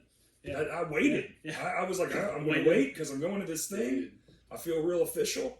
Yeah. It was fucking good, dude. It's awesome. I texted Ben a couple days later because I actually forgotten, and he had thanked me for coming, and I was like, wait, I knew I was supposed to message you. Mm-hmm. It's great, man. Yeah. I think very much attention to detail on a lot of that stuff. Yeah. And even the placement is fucking... The production is about as perfect as you can get. Yeah. The production is perfect. That was... I told Nathan, like we were talking about, I was just like, this is probably the best thing like you've made so far. Every time he does something, it's better. Better. Yep. It's like, damn it, dude. How are you kidding? It's like to be like out in the middle of nowhere in Arkansas. And we were listening to that on a PA system. Still improved. That was not... Yeah, on a like PA system. That was not like a real... That was like system. what you would use for band practice. And it sounded that fucking good. Yeah, it was great. They just, they really are moving up. I think that getting Jared Ives is a big deal. Well, Jared Ives is a fucking god. He's a good drummer, man. He's ridiculous, dude. We don't really know each other well, but I've seen him play in a lot of different bands and like kept up with him for a long time. He's super nice guy too. Yeah. Awesome. Yep. Super nice. Fun to be around. Yeah, talented as all fucking get out. Far talented than I'll ever be. Had the American Psycho get up. Yeah, some of those costumes, dude. Jathan's fucking went viral for his turtle boner dick video. Yeah. That almost sounds like he's in a porno, but it's just go find his TikTok and you'll find out. I'm not gonna say, dude, that was hilarious. I don't care. How do you feel about the TikTok? I can't do it, dude. Yeah, we have a minus a war one. And so far, I think all that's on there is we do a call out after everything. If we're in a room together, we call out when we're done. That's like our little tradition. We've been doing that since the beginning. I just can't. But I can't do it, man. I didn't like Vine, like any of the 8-second video like crap. I just can't do it. I didn't mind Vine because it leaned towards comedy. Yeah. But TikTok is like, it just leans towards insanity. It's like Vine was a part of our history where everything was like, it was like internet culture and all that stuff. And TikTok is the version of the dystopian version 10 years later when you see what we devolved into. Yeah. This fucking crazy, and it was supposed to be a music app, and apparently was around for quite some time, and then it just got stupid big for just no apparent reason. It just blew up. It's just I think that it's just that it provides so much, instant gratification. Mm-hmm. You know, like anyone can blow up. and you can blow up and then not ever have anything that like hits like that ever again. You know, like someone can have a video that gets like 1 million views and then like never have one like that again. It's just like so. It's not random. There's a true algorithm, and it like does provide, you know, send it to people that would like it. But it's just like I think that people get stuck on that instant gratification. It's just like a dopamine like. Oh, it's a super brain. trip. Yeah, dude. I mean, it's almost like the sugar stuff we were talking about at the beginning. Same thing. You know, it's just like it like feeds your brain these chemicals that it likes, and you just get stuck on sugar and dopamine. Yeah. And so like I think that like the 8-second video thing is just it's all based on that, and so it's not even like a quality thing. You know, it's just not quality. Most of it's not quality. Because the shit I've seen is fucking pretty haggard. And then like the few times I have opened it, like there's like young girls dancing, and I was like, I can't watch this. No. One, I don't want to, and it's like, two, why is this all that's on here? It's like 15-year-olds like doing dances. I think the way their what is going on? I think their algorithm, the way it works is it starts with one thing, and then you have to go and find shit. That you like, and then it'll adapt. It's an adaptive algorithm, and I'm just like, dude. And plus, I already fucking hate all the other ones I'm on. Why would I like this one any better? Yeah, it's I don't know. The social media stuff is just like you have to have it, but it's just at least like you and I like acknowledge that there is like some negative shit going on with that. Yeah, I mean, I think it's all but certain. I mean, with all the Facebook stuff that's come out recently, it's definitely like. They're like, yeah, we know, but at the same time, we like money more. Yeah. And that's really what it is. So I'm curious how that evolves at this point. It either doesn't, or it's forced because he ain't gonna do it on his own. Just look at him. Yeah. Fucking creep ass looking fuck. Oh, you're talking about what's his face? Facebook guy. Yeah. Zuckerberg. What a shit. Yeah, he's a goofy looking dude. He's a little creepy. Yeah. I don't know. I think once you get that much money, you're just a little detached in general anyway. I think he's probably always been detached. There's not a normal fucking interview with that guy. Yeah. But also, he is very smart just on him. top of that. Well, sure. Yeah. But I don't know. It makes it hard to communicate. It does. Yeah. At least, but at the same time, if you know for a fact that your shit is fucking people up, how's that any different than blaming a beer company for car crashes or anything? So that stuff's like it's useful. You can use them as tools, you know, and like get. They were great in the beginning when that's all we did use them for. That's oh shit, who is it? It was I think it's the guy from the Black Keys, maybe. He was talking about like the beginning of the internet in an interview, and like for the first few years, like when it first started, like everyone was super nice. You know, because it was a new thing. Awesome. They're like really formal and like talking to each other, which I wasn't around for that. Like right when it first started. I had friends from like other countries. Yeah. That we would like. It only took a few years. I would have to go and look up and like be, and I would talk to him in a different language, and I was like, "Is any of this sound correct?" And he's like, "It's close enough." And he's like, "What about my like?" And it was fun and usable as fuck because everyone was like, "Oh, I'm so excited!" Yeah. And now it is literally just It took like 3 years for the internet to become like from a productive like connection tool to just like complete garbage. Yeah, and it still is a connection tool, but only if you pay them money. Or you have to do it one user at a time through messaging. Oh, for like promoting stuff. Yeah, dude. Yeah. It's almost not even effective. This Hell Camino. This is a great example. Yeah. They just played the fair. They were promoting. I was like, "Oh, I'm not going to go to the fair." And I like that band a little bit. Yeah. Fun, southern, sludgy riffs. It's like the fucking hell of guitar players and shit. And I'm like, yeah, that band's fucking great. But then I had no idea they were playing Vinos. Never saw one fucking thing. Never saw a fucking thing about it. And then I go to their page. I'm like, they must have not promoted it, but they did. Yeah. I just never saw it. It never showed it to me. Jeez. Which I don't get. Yeah. It used to be. It was in order. It was in order. As the person posted it, that's the order you saw it in. Yeah. And now it's just, what the fuck ever. And I'll see someone's dumbass fucking, we're at the pumpkin patch 17 fucking days in a row. I'll see the same fucking photo I already liked. But I won't see something like from a page because they didn't pay enough money for all their fans who went and liked it to see it. I think part of that might be just due to the fact. So some of it is kind of useful because there's a lot of pages that you and I probably liked when Facebook first was getting big, you know, like 12 years ago or whatever, longer than that. But, you know, that we liked that don't do anything anymore, or maybe like post every like year or something. Like, I don't want to see that shit. Like, you know, they're not doing anything. Like band pages, if we're talking in particular, like I probably like 500 band pages. Holy shit! You know, and there's probably like 100 that are still active. You know what I'm talking about? Yeah. Like all these you never random, go through and like unlike them. And all these random like local bands and crap that like, you know, they do get stuff together and they're and not break doing anything up. now. Yeah. And so like they may post something and it's like not useful and they're not adding anything. And so like some of that's cool that it filters it out, but a lot of it is just like to get you to pay for. This is what it's 100% what it is. Yeah, it's like and they've upped their values because we ran an ad, and used to we would just $10, and it worked. It would do like your reach would be like 1,500 organic, 3,000 paid. Yeah. You're like great $10, and now we haven't run one in a couple years because there ain't been no fucking point. Yeah, and we did it again, and it literally was nothing. Yeah. It added zero value. I wasted the money. The, Spotify for Artists, I think we probably talked about this. They have like their playlist pitching tool. Yes. That's like built into Spotify for Artists.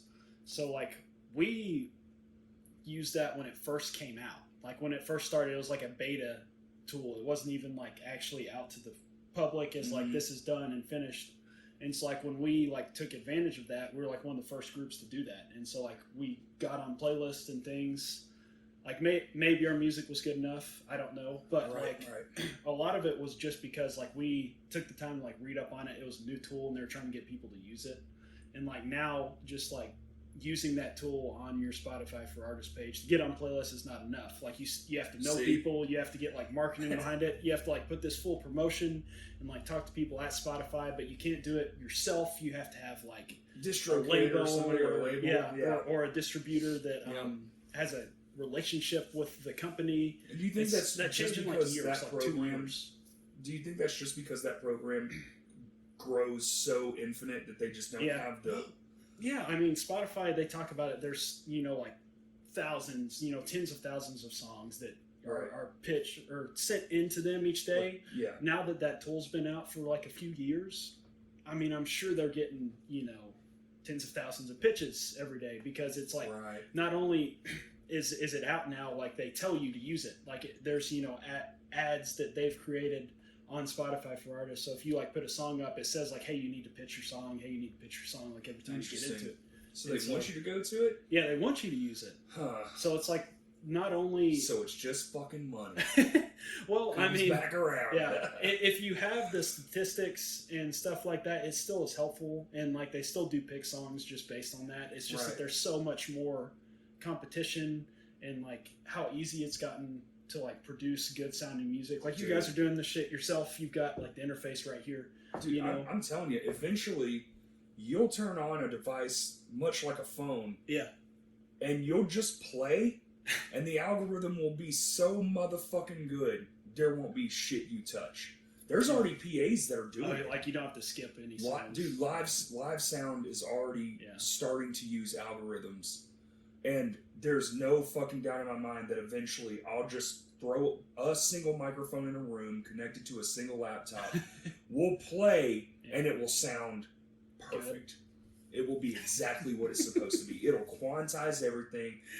It'll add all the shit. Oh, it's coming, dude. Dude, it's coming.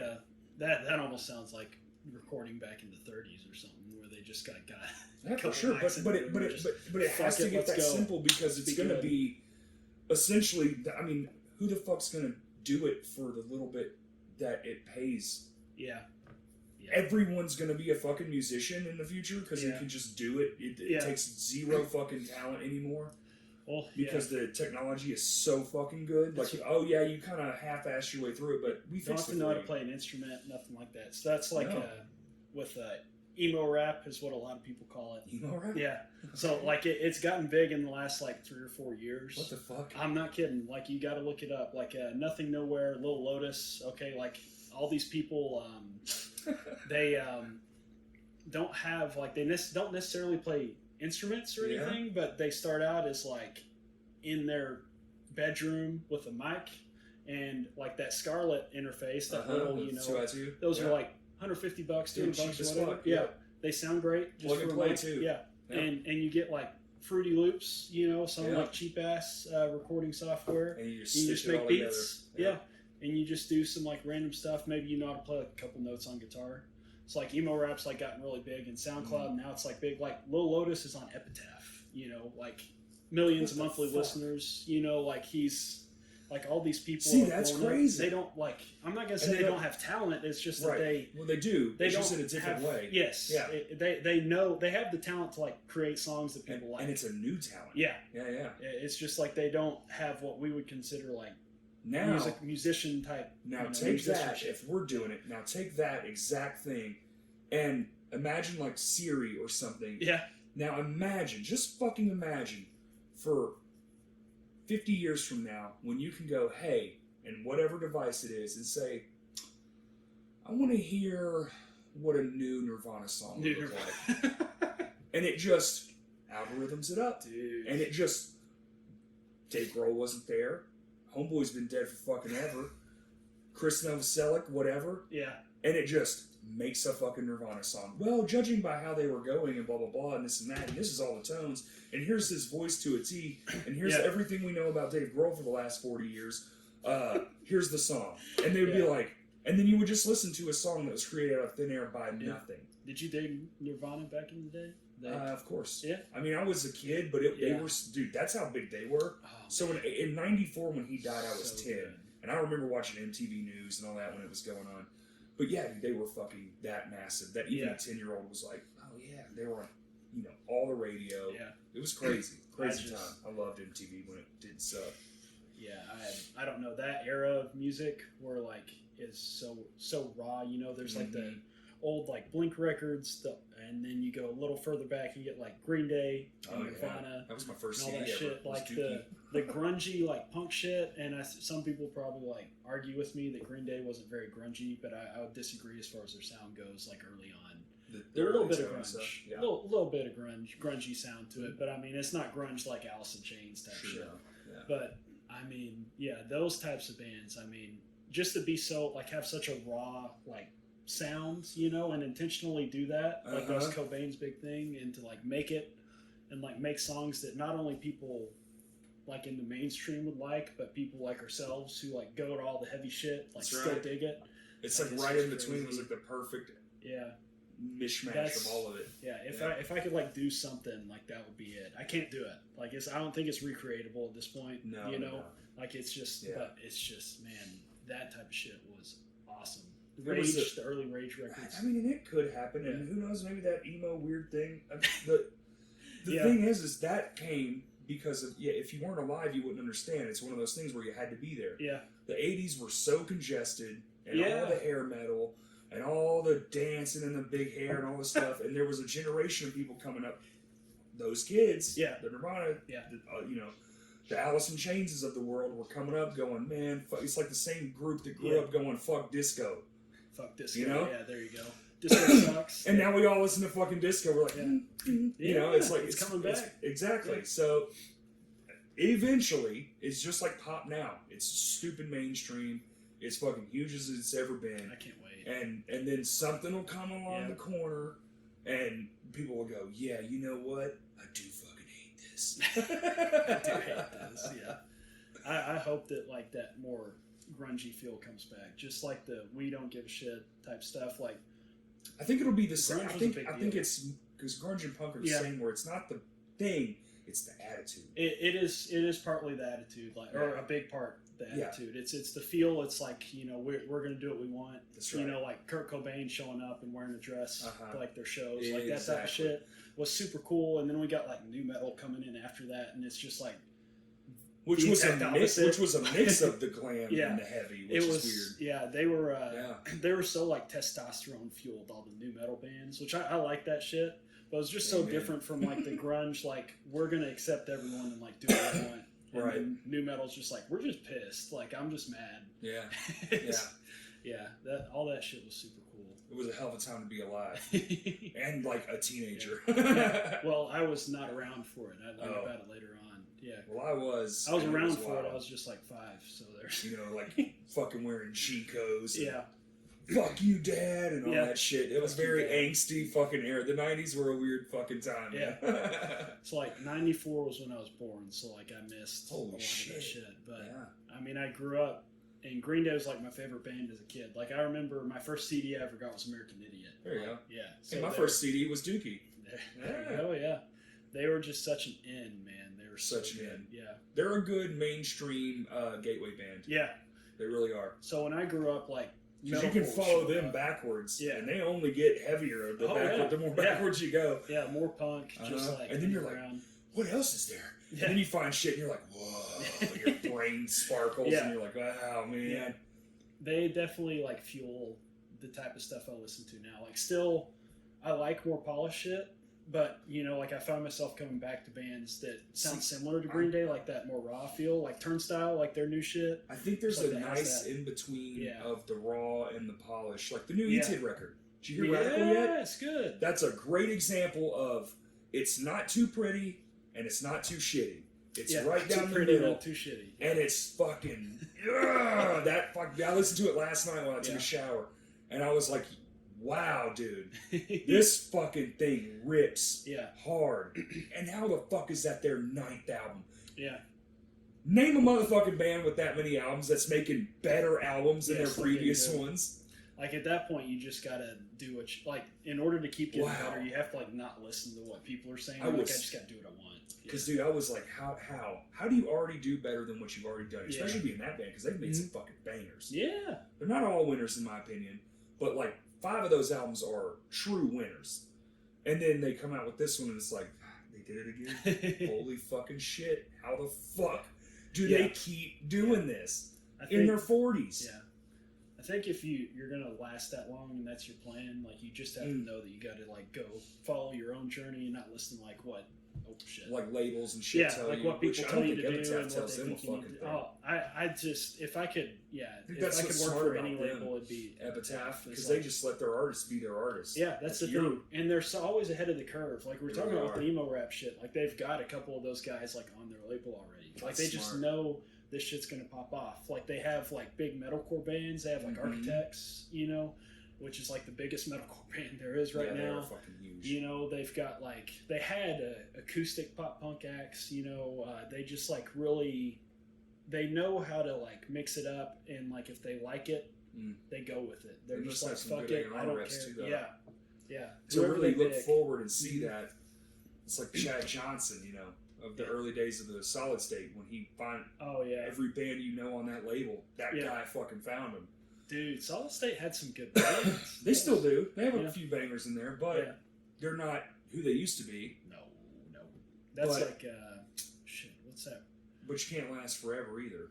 Yeah. What's that? Do you know the label that Gideon was on? The, like, small, like, Christian label? It had, like, Gideon and For Today on it. Now they, like, do nothing, but... Shh. Hold on. I don't know. I did. It doesn't matter. If I heard it, I'd be like, oh, yeah, that's the one. There's a lot of labels I feel like have their heyday and then they just kind of dip off. But for someone like Epitaph, it's like they just continually like stay ahead of the curve and keep they really do diversifying. Keep it up. And it's been really like beneficial to them. And their bands have had, I think, a bigger thing of theirs is that their bands have had longevity. Like I think Solid State's unfortunate problem in as far as them is like a lot of their bands broke up. Yeah. Like. They got older and just went, you know what, fuck it. Yeah. So they lost. It wasn't them that lost. It was they were like, yeah, we're done. And then you have to find that again. That's hard to do. You know how hard it is to find an original band? Oh, yeah. Well, I mean, that's what... So this is like a big thing I dislike about music is people talking about originality. I think that we got to recognize that there's not really anything original anymore. It's like... Things progress a better variant of the source material. It's like the way things like progress is like we take all of the stuff that we know and like mold it together, and then somebody adds their version of it. Yeah. And so like, you know, my stuff's never going to be like way far away from the stuff that I grew up on. It's just not like, you know, I have all these different tools that I've learned. You know, like I put into this, and like that's what I'm gonna pull from. That's Right, all I know. right. It's like there's no true like originality anymore. It's like that if it is like it's just fucking weird normally. I mean, we've reached an apex of what the fuck else is there. There's I mean, dubstep got huge, then pop rock dubstep. Yeah. Now it's just pop step. Yeah. Or that's what I call it. Yeah. And then same thing with rock and roll. You know, it's like how the fuck far can you go? Well, yeah. A guitar can only sound so many different ways. Now you have these insane metal albums that are just punishing from start to finish. They sound sonically better than anything that's ever been created. Yeah. And it's just, I mean, it's just, and it's 500 BPMs, and it's just going and going and going and going and going. And it's like, okay, well, that's the pinnacle. Yeah, that was like when metal first started. That was the big thing about it, was that it was like pushing the boundaries, you know, and it did for so long. Like, you know, metal, hair metal, and then like, you know, they just kept progressing. Metalcore. Oh yeah, metal's so old that now we call it classic rock. Death metal. Some of the shit, like an old Ozzy record. Yeah, they used to think that was the Metallica. They fucking like Metallica on the radio. We play in the therapy clinic. We have like a radio stations like classic rock, like Nirvana, Metallica, like all these like Metallica when they first started, like they were pushing it. You know, oh like yeah, Kill 'Em All and Ride the Lightning and shit. They were awesome, dude. Yeah. And now the they're classic rock. And the haircuts. The haircuts, yeah. They went from down here to here. Yeah. Just crazy how all it's like pushed so much. Yeah, and then, you know, but then again, to the credit of saying original, is there are some times, every now and then a band comes out that you go, holy shit. Yeah. Didn't see that coming. Yeah. That's true. Like just, and it's not a bunch. There might be only a handful of them ever. But every now and then you get that one, and you're like, damn, that is not where I saw that go. And I think that's Nirvana. You know. Yeah, that's why they were as big as they were, because they were just the left field bands. I think EDM is like a big push. Oh, although it's not really brand new anymore, but I think that's like the most recent thing where it was just like. Well, think about its roots in like the '80s and shit with synthesizers. Yeah, with like that all started as shit. You know, all the shit we get in our cars and go, you know, it's not as bad as I thought it was when I was a teenager. Yeah, you know, and now it's fucking. Yeah, you know, all the weird shit. As far as like underground shit goes, I mean, EDM's still considered like underground. Oh, they don't play that shit on the radio. No, but it's huge. It is massive. Fucking huge. You see an EDM festival? Yeah, fucking 200,000 people. I think that's what's so cool about it to me. Like, even though I don't listen to a whole lot of it, but it's just like crazy how big it is, and then like not acknowledged at all. It's like huge. Yeah. Well, how does the mainstream? Aside from a couple, like, you know, Skrillex had great success in doing like his stuff with like Disney and all that shit. But how do you really keep that going? I don't know if you can. I mean, it's fun to listen to, but I think that everyone, like, people are going to continually be attached to songs that have lyrics in them and voices, just because it's such a big connection you can have. I think also it speaks to some sort of old school tribalism, because it's basically a drum, you know.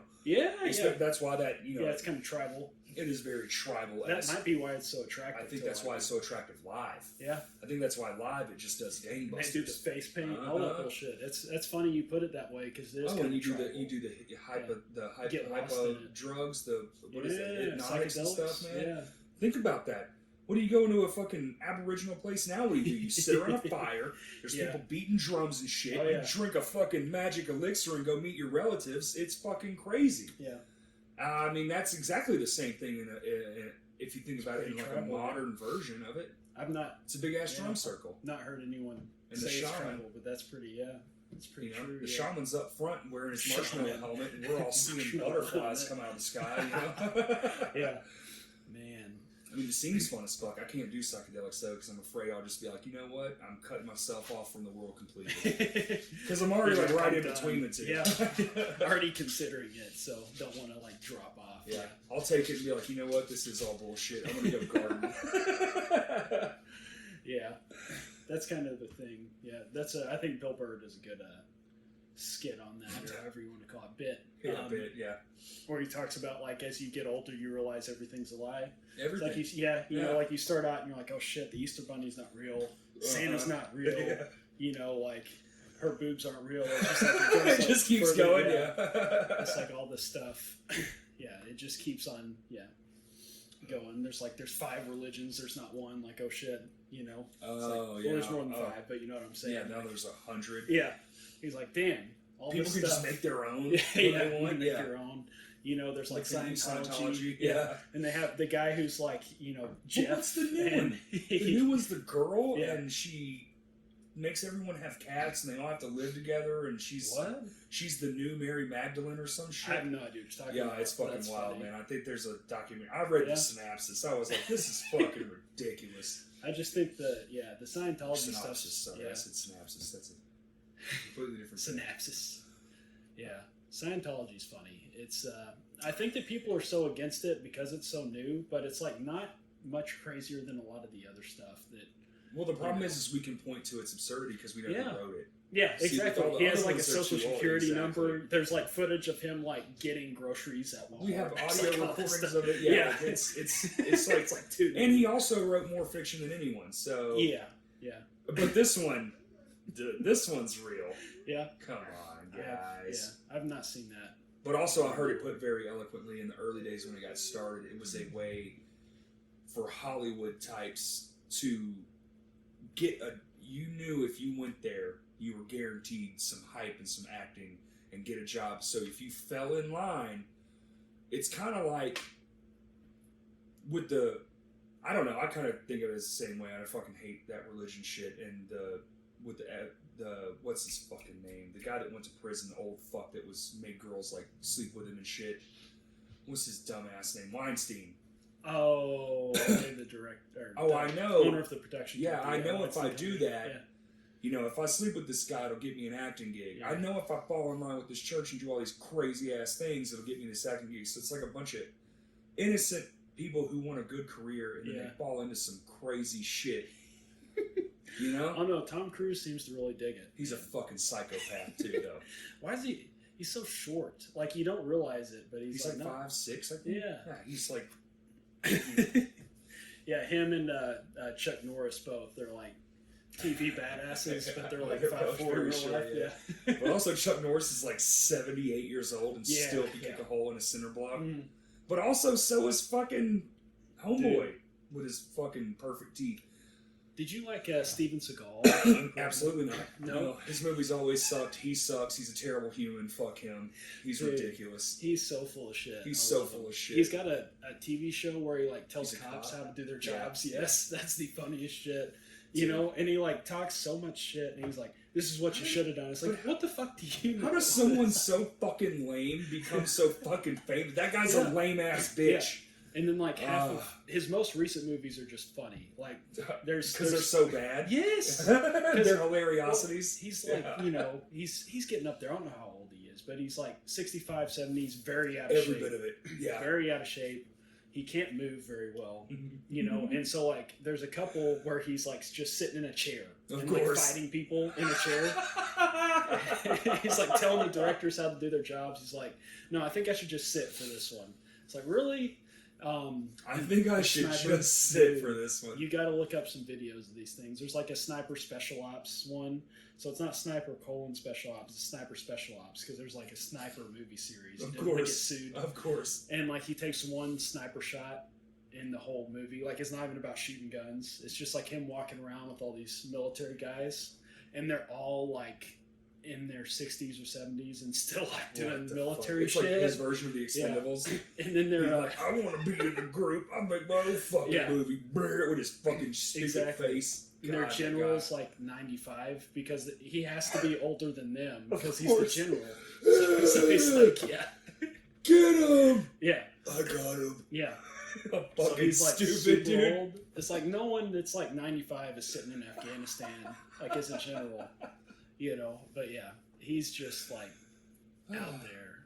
I love watching his stuff because it's so funny. So you're hooked on the absurdity of it. Yeah, I like watching B movies for the same reason, like Sharknado and shit. Sharknado, yeah, highly rewatchable. I love it. It's so fucking dumb, but I like a film that knows that. Yeah, if it's aware of its absurdity, dude, all day. You cut a shark in half with a chainsaw that just came out of a tornado, and you're all about it. I'm here for that. That's party shit. Yeah, I used to judge pretty heavy on movies, but now I'm more. If it's fun, like I just watched the new Dune, and I'm like, this is the best movie I've seen in a while. Like it was just, I went and watched it on, at the big screen. Like, you actually went to the theater, nice. Last night, and I was like, holy shit, and like Hans Zimmer, who's done like all the Christopher Nolan movies, he did it, and so it's like the score he did to it is like older. Like, it sounds like his older stuff where he's like putting it to the scenes and stuff. It's not just like catchy melodies and things. Yeah, it's like to the scenes. Which that's what made it so draws you in. Yes. And Dune's so big, and it has like all the big. When a scene happens and the beat happens and it all works in motion. Yeah. Fuck yeah, dude. It Great is scoring so is very hard to do. I'm not gonna if I don't know how critics feel about it. It seems like it's getting pretty good. It was a lot of fun. Like this, it was what I hoped that like the new Star Wars movies would be, as far as just like the general like vibe and how the plot moved and stuff. Yeah. Whereas like the Star Wars stuff seemed almost thrown together a little bit. This director did Blade Runner 2049 too, it makes sense that it would be a beautiful, well done. Yeah, it was good. Because I love Blade Runner 2049. You do? I haven't seen it yet. Oh, I need to borrow it. Yeah, you live right down the road. Yeah, just remind me when this is over, dude. I have not seen it yet. You got Blu-ray? Mm-hmm. Okay. Oh yeah, yeah. Dude, it is visual. I mean, even if it's a slow burn, so don't expect to get in a hurry. It's a very long movie. That's how Dune was too. It's not super hype. There's no hype. It's a detective film, but it's set in like modern day. Yeah. Excuse me. Sorry. It's set in like modern day shit or like past us, 2049, but it's like very futuristic because it's a play from the other one, Blade Runner. What was it, 2020? Yeah. And which missed the mark there. Just a little off. Yeah, we're a little off. But dude, the visuals are. I mean, just start there. Yeah. If you put the thing on mute, you'd be captivated by it because you're like, wow. Yeah. This is insane looking. That's why I wanted to see Dune like on the big screen because I knew that, like with the budget and the guy who did it, and like everything that's been said about it, I'm just like, it's got to look good. Where did you go? Did you go to? I always go to the Cinemark XD. Oh yeah, what used to be the Rave. Dude, XD is the shit. Yes. Did you watch it on the XD screen? No, it was just a normal screen. But they still have like all the surround sound and all the different places. It's still great. Yeah, it's that awesome. XD is just next level. I don't know if I've ever seen one on an XD screen. You'll never not. Yeah. Yeah. Do it once and you'll never not. It's so expensive. Like to go to the movies is stupid. It's ridiculous. And but like I still love it. Like I think they're gonna go away. Like. Because these movies, theaters. these movies, dude, they're not making the budgets. They're not making their money back. Yeah. It's almost like we're gonna be beholden to the monthly thing, and we'll get the $100 million action movie because they make its built-in money. I just can't. I know. How can it sustain? Yeah, Tarantino talks about that a lot, and like how like streaming services are a big issue with, big budget movies and stuff. He's like, if you're not already doing big budget movies, it's going to be really hard for new directors to get in because of the budgets. They'll be locked in because they'll be like, oh, we got Steven Spielberg, but we got him for 10 films. But I don't know. I just can't see it going away because there's just something about it. Oh yeah, was it? Yeah, okay. I think it's coming back. Like I think that I haven't been since COVID. I used to go every week. I love films. Yeah. I always said if I didn't do music, I should have probably got into acting because I love just like doing it. But like not even acting, but just the other shit. Oh, just being a part of just like making it stuff. Fun, man. Yeah, the creative shit part is of just it. fun. Yeah. A writer, a cinematographer, whatever. Yeah. Man, it's just. I mean, we make those silly commercials for our band shit. Yeah. I love sitting around being like, no, do the fucking video we shot for your music video that's coming out. Yes, it was fun. Yeah, it was sort of. I mean, it wasn't too bad. It wasn't too bad. Just a lot of walking. It was a lot of walking. Walking. That was much further than I remember. Expected. Yeah, and I mean that was pretty straight. I mean, we didn't put a lot behind that. It's just Kurt with his camera doing a few different things. Still fun though. Yeah. Fun as shit. That was a great night. It's fun making stuff. I don't know.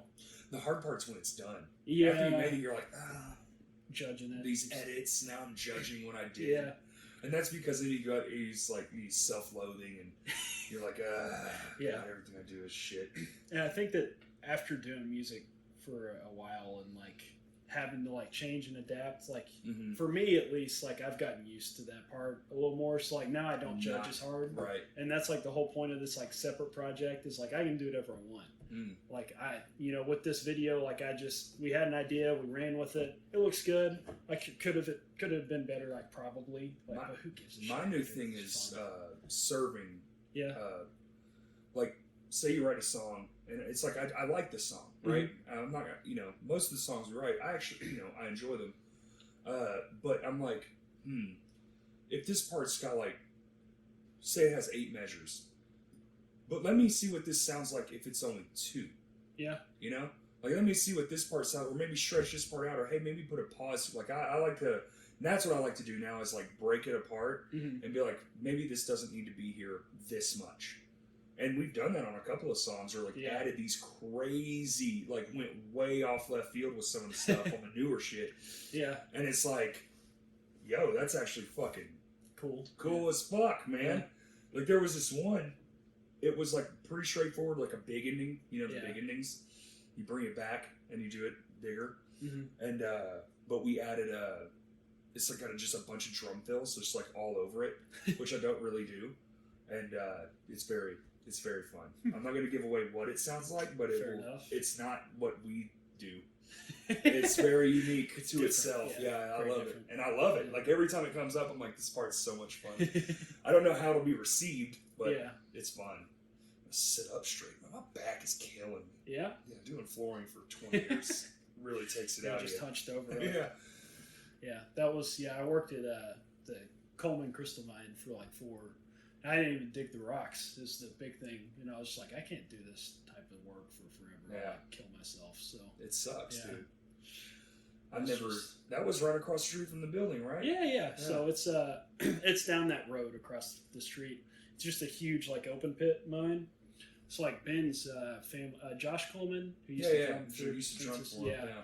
So his mom and dad are who run it currently, but Ron, the grandpa, who's Ben's and Josh's grandpa, owns it. Like it's Ron Coleman Mining. Yeah. So it's not far at all. That's like a big thing out in that area. Interesting. They have like a big zip line, and so that was like my thing. Is like I did like the zip line, a lot of signs, like weed eat, and all this bullshit. Yeah. Oh, you did like site work. Oh yeah, I did. Okay. I did whatever I was told to do. Oh, okay. Like snake sewage, like just all type of stuff. That's where I quit. Yeah. Like, hey, you want me to do what? Yeah. Yeah, you can go fuck yourself. Like we had to do that a couple times, just all sorts of random stuff, like changing tires. I did that a couple times, but a majority of it was like sending people down a zip line. Weed eating, mowing, like just random handyman stuff. I did not do the mining. That was Josh's job. Yeah, but it was cool to be around. Even like just doing that though, like weed eating all the time and stuff. I was like, man, if I was doing this 20 years from now, like I just couldn't do it. Like, it sucks. Yeah. You can do it when you're young. Yeah. Like now, dude, anything comes along that I think is worthwhile, deuces. Bye, flooring. Yeah. I hate you. It's great. It's good money, and as busy as ever, pays the bills just fine. But fuck that job. Yeah. I kind of want to do something like, I don't know, man. I got passed up for a really cool audio position, but the guy who got it definitely. Yeah. Yeah, he was fucking. Can you share much about it? Like what? God, it was for the hospital. Oh, really? Mm-hmm. They do like, especially because of COVID and stuff. So it was like a lot of online stuff and a lot of seminars, like web-based seminars, and it was just doing audio shit, video, lighting, making sure the lighting's right, shit like that. But seems way funner than going into a dusty pit and turning it into a shower for the 5 billionth time. Yeah. And I burped. Because of COVID, instant benefits. So you got benefits immediately day one. Wow, that's and awesome. It was a fucking great paying job. Yeah. And it was like seemed fun. But the guy who got it, I was like, yeah, clearly. Like it was a shot in the dark, but clearly that guy should have got it. Mm-hmm. But still, would have been the shit. Yeah. And not just for the money part, just a good job. Yeah. And benefits. I've never had benefits in my life. I don't know what that's like. Yeah. That's a big reason why I'm still where I'm at in Hot Springs. So. Are you doing medical field stuff? Yeah, physical therapy. Physical therapy. Yeah, that's I've got a good gig where I'm at, so I'll keep making the drive. It's not too bad, Benton. No, if you lived in like Little Rock, holy shit. Yeah. And that's like I want to be somewhere bigger. Like I like being around a lot of people and like having stuff to do. Oh, so you want to be like in Little Rock or something?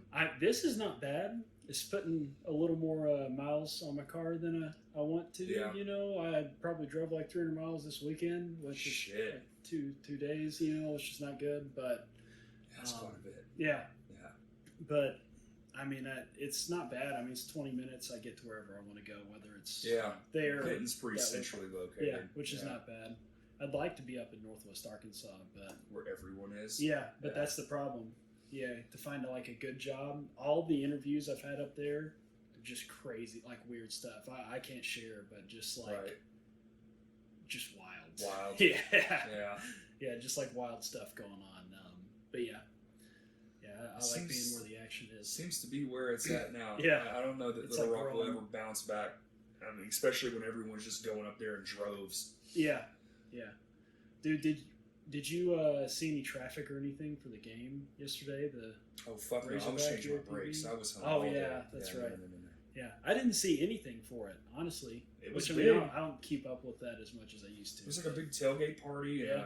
So, I mean, I think it was so all day that the traffic would have only been probably right when it was first starting and then at night. Yeah. At night was probably a nightmare. All them drunk fucks driving everywhere.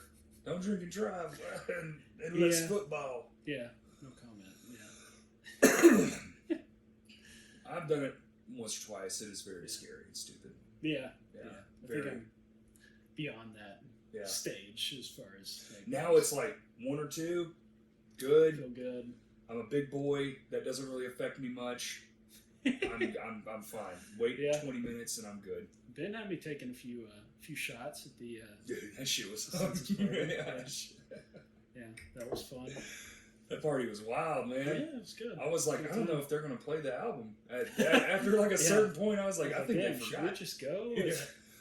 Well, I was like, dude, I've got to be up at like 5 o'clock in the morning, and I live an hour and a half away. Like, dude, I've got to go home.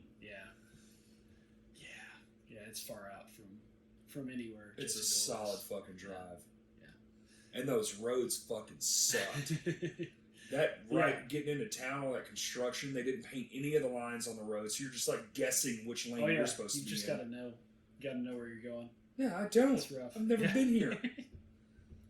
Yeah, it's kind of interesting. We all came from that same area, and now like they're doing pretty well, and we're doing pretty well. But like we grew up at that same high school. Yeah. Isn't that how it goes though? Like all the big bands that come from like the small shitty neighborhoods and the weird small towns and the rough and tumble. Because you want to get the fuck out of there. Like that's the whole goal. Yeah. And I think a lot of it is just like we had that like bounce back. Like if you're good and you're messing with other people that are good, it's like with anything, like if you have like a certain level of talent and you have something to like compete with, right? Then like that just helps you until you stop pushing each other. Though. Yeah, and like Ben and ourselves, like we still like talk shit to each other all the time. It's just part of it. So. Well, you kind of need it. You need some of that because it just helps you keep going. Like we rib on each other at practice, or somebody will make a joke, or even sometimes we'll even just lift each other up. Like like after a show, like we always do show MVP, like who did best. And we used to have a little medallion that you had to keep. That's awesome. We haven't done that in forever, but it was like it's like a ritual of ours. It's like, yo, dude, you fucking crushed it. Yeah. But then at practice time, I'd be like, if you miss a note, I'm like, you fucking suck. Like while we're playing, Yeah.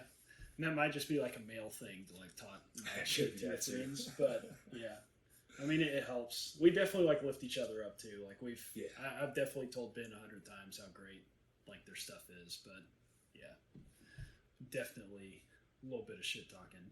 Gosh, you can't get too big a head. Yeah, I gotta bring you back now. Like, hey, remember that part where you fucked all of it up? Yeah. Dude, you want to wrap it up? Yeah. 2 hours, dude. Oh Jesus, we just crushed it. I think we're gonna start making some gradual changes. So gonna try to keep it within a constraint, and Okay. but I don't know. Our 100th episode's coming up, and we're gonna something pretty sweet. Yeah. Yeah, I hope it's like 5 hours long. Yeah. But also the whole thing where you you have like 12 people at one table. I think that Done part's with gotta- that? Yeah, it's too hard, man. Yeah. You like four or five maybe. It's like I think max. three is the best. Three's company. I think 4 is doable. 5, it starts to become Weird. like you start talking over each other, and Yeah. it's no one's fault. It's almost impossible not to. Yeah. Natural. It's natural because somebody's going to have something to say or Yeah. rebuttal. You start to sect off like 2 separate conversations going on. So really, it's just odds. Yeah. The odds of y'all all being doot doot doot doot doot is going to diminish the more up you go. So yeah, we're going to be this. It's really fun. I actually just kind of wanted to bring that up just a little bit. There's going to be some changes and stuff, but it's for the best, I think. Got some really cool, talented people helping me, and I'm excited because Awesome. I'm like, you know what? I think that is fucking true. I think I do need to do that. Yeah. But thanks for coming, buddy. Yeah, I appreciate it, man. Want to tell people where they can listen to your shit? Anywhere that you stream music, either Go for Gold or Second Son is what I just started. One song out, and it's pretty dope. Are you dropping the video this week, you said? Yeah, dropping a video for it this week that Corey is in. Co-star. Yeah. Unintentional, Yeah. too. Unintentional, yeah. Last second change. Yeah. So Because Spencer check that didn't out. bring the weapons. It'll be on Facebook, whatever you listen to, YouTube, anything. So Hell yeah, buddy. Thanks, man. thank And you. thank you for listening. Beauty.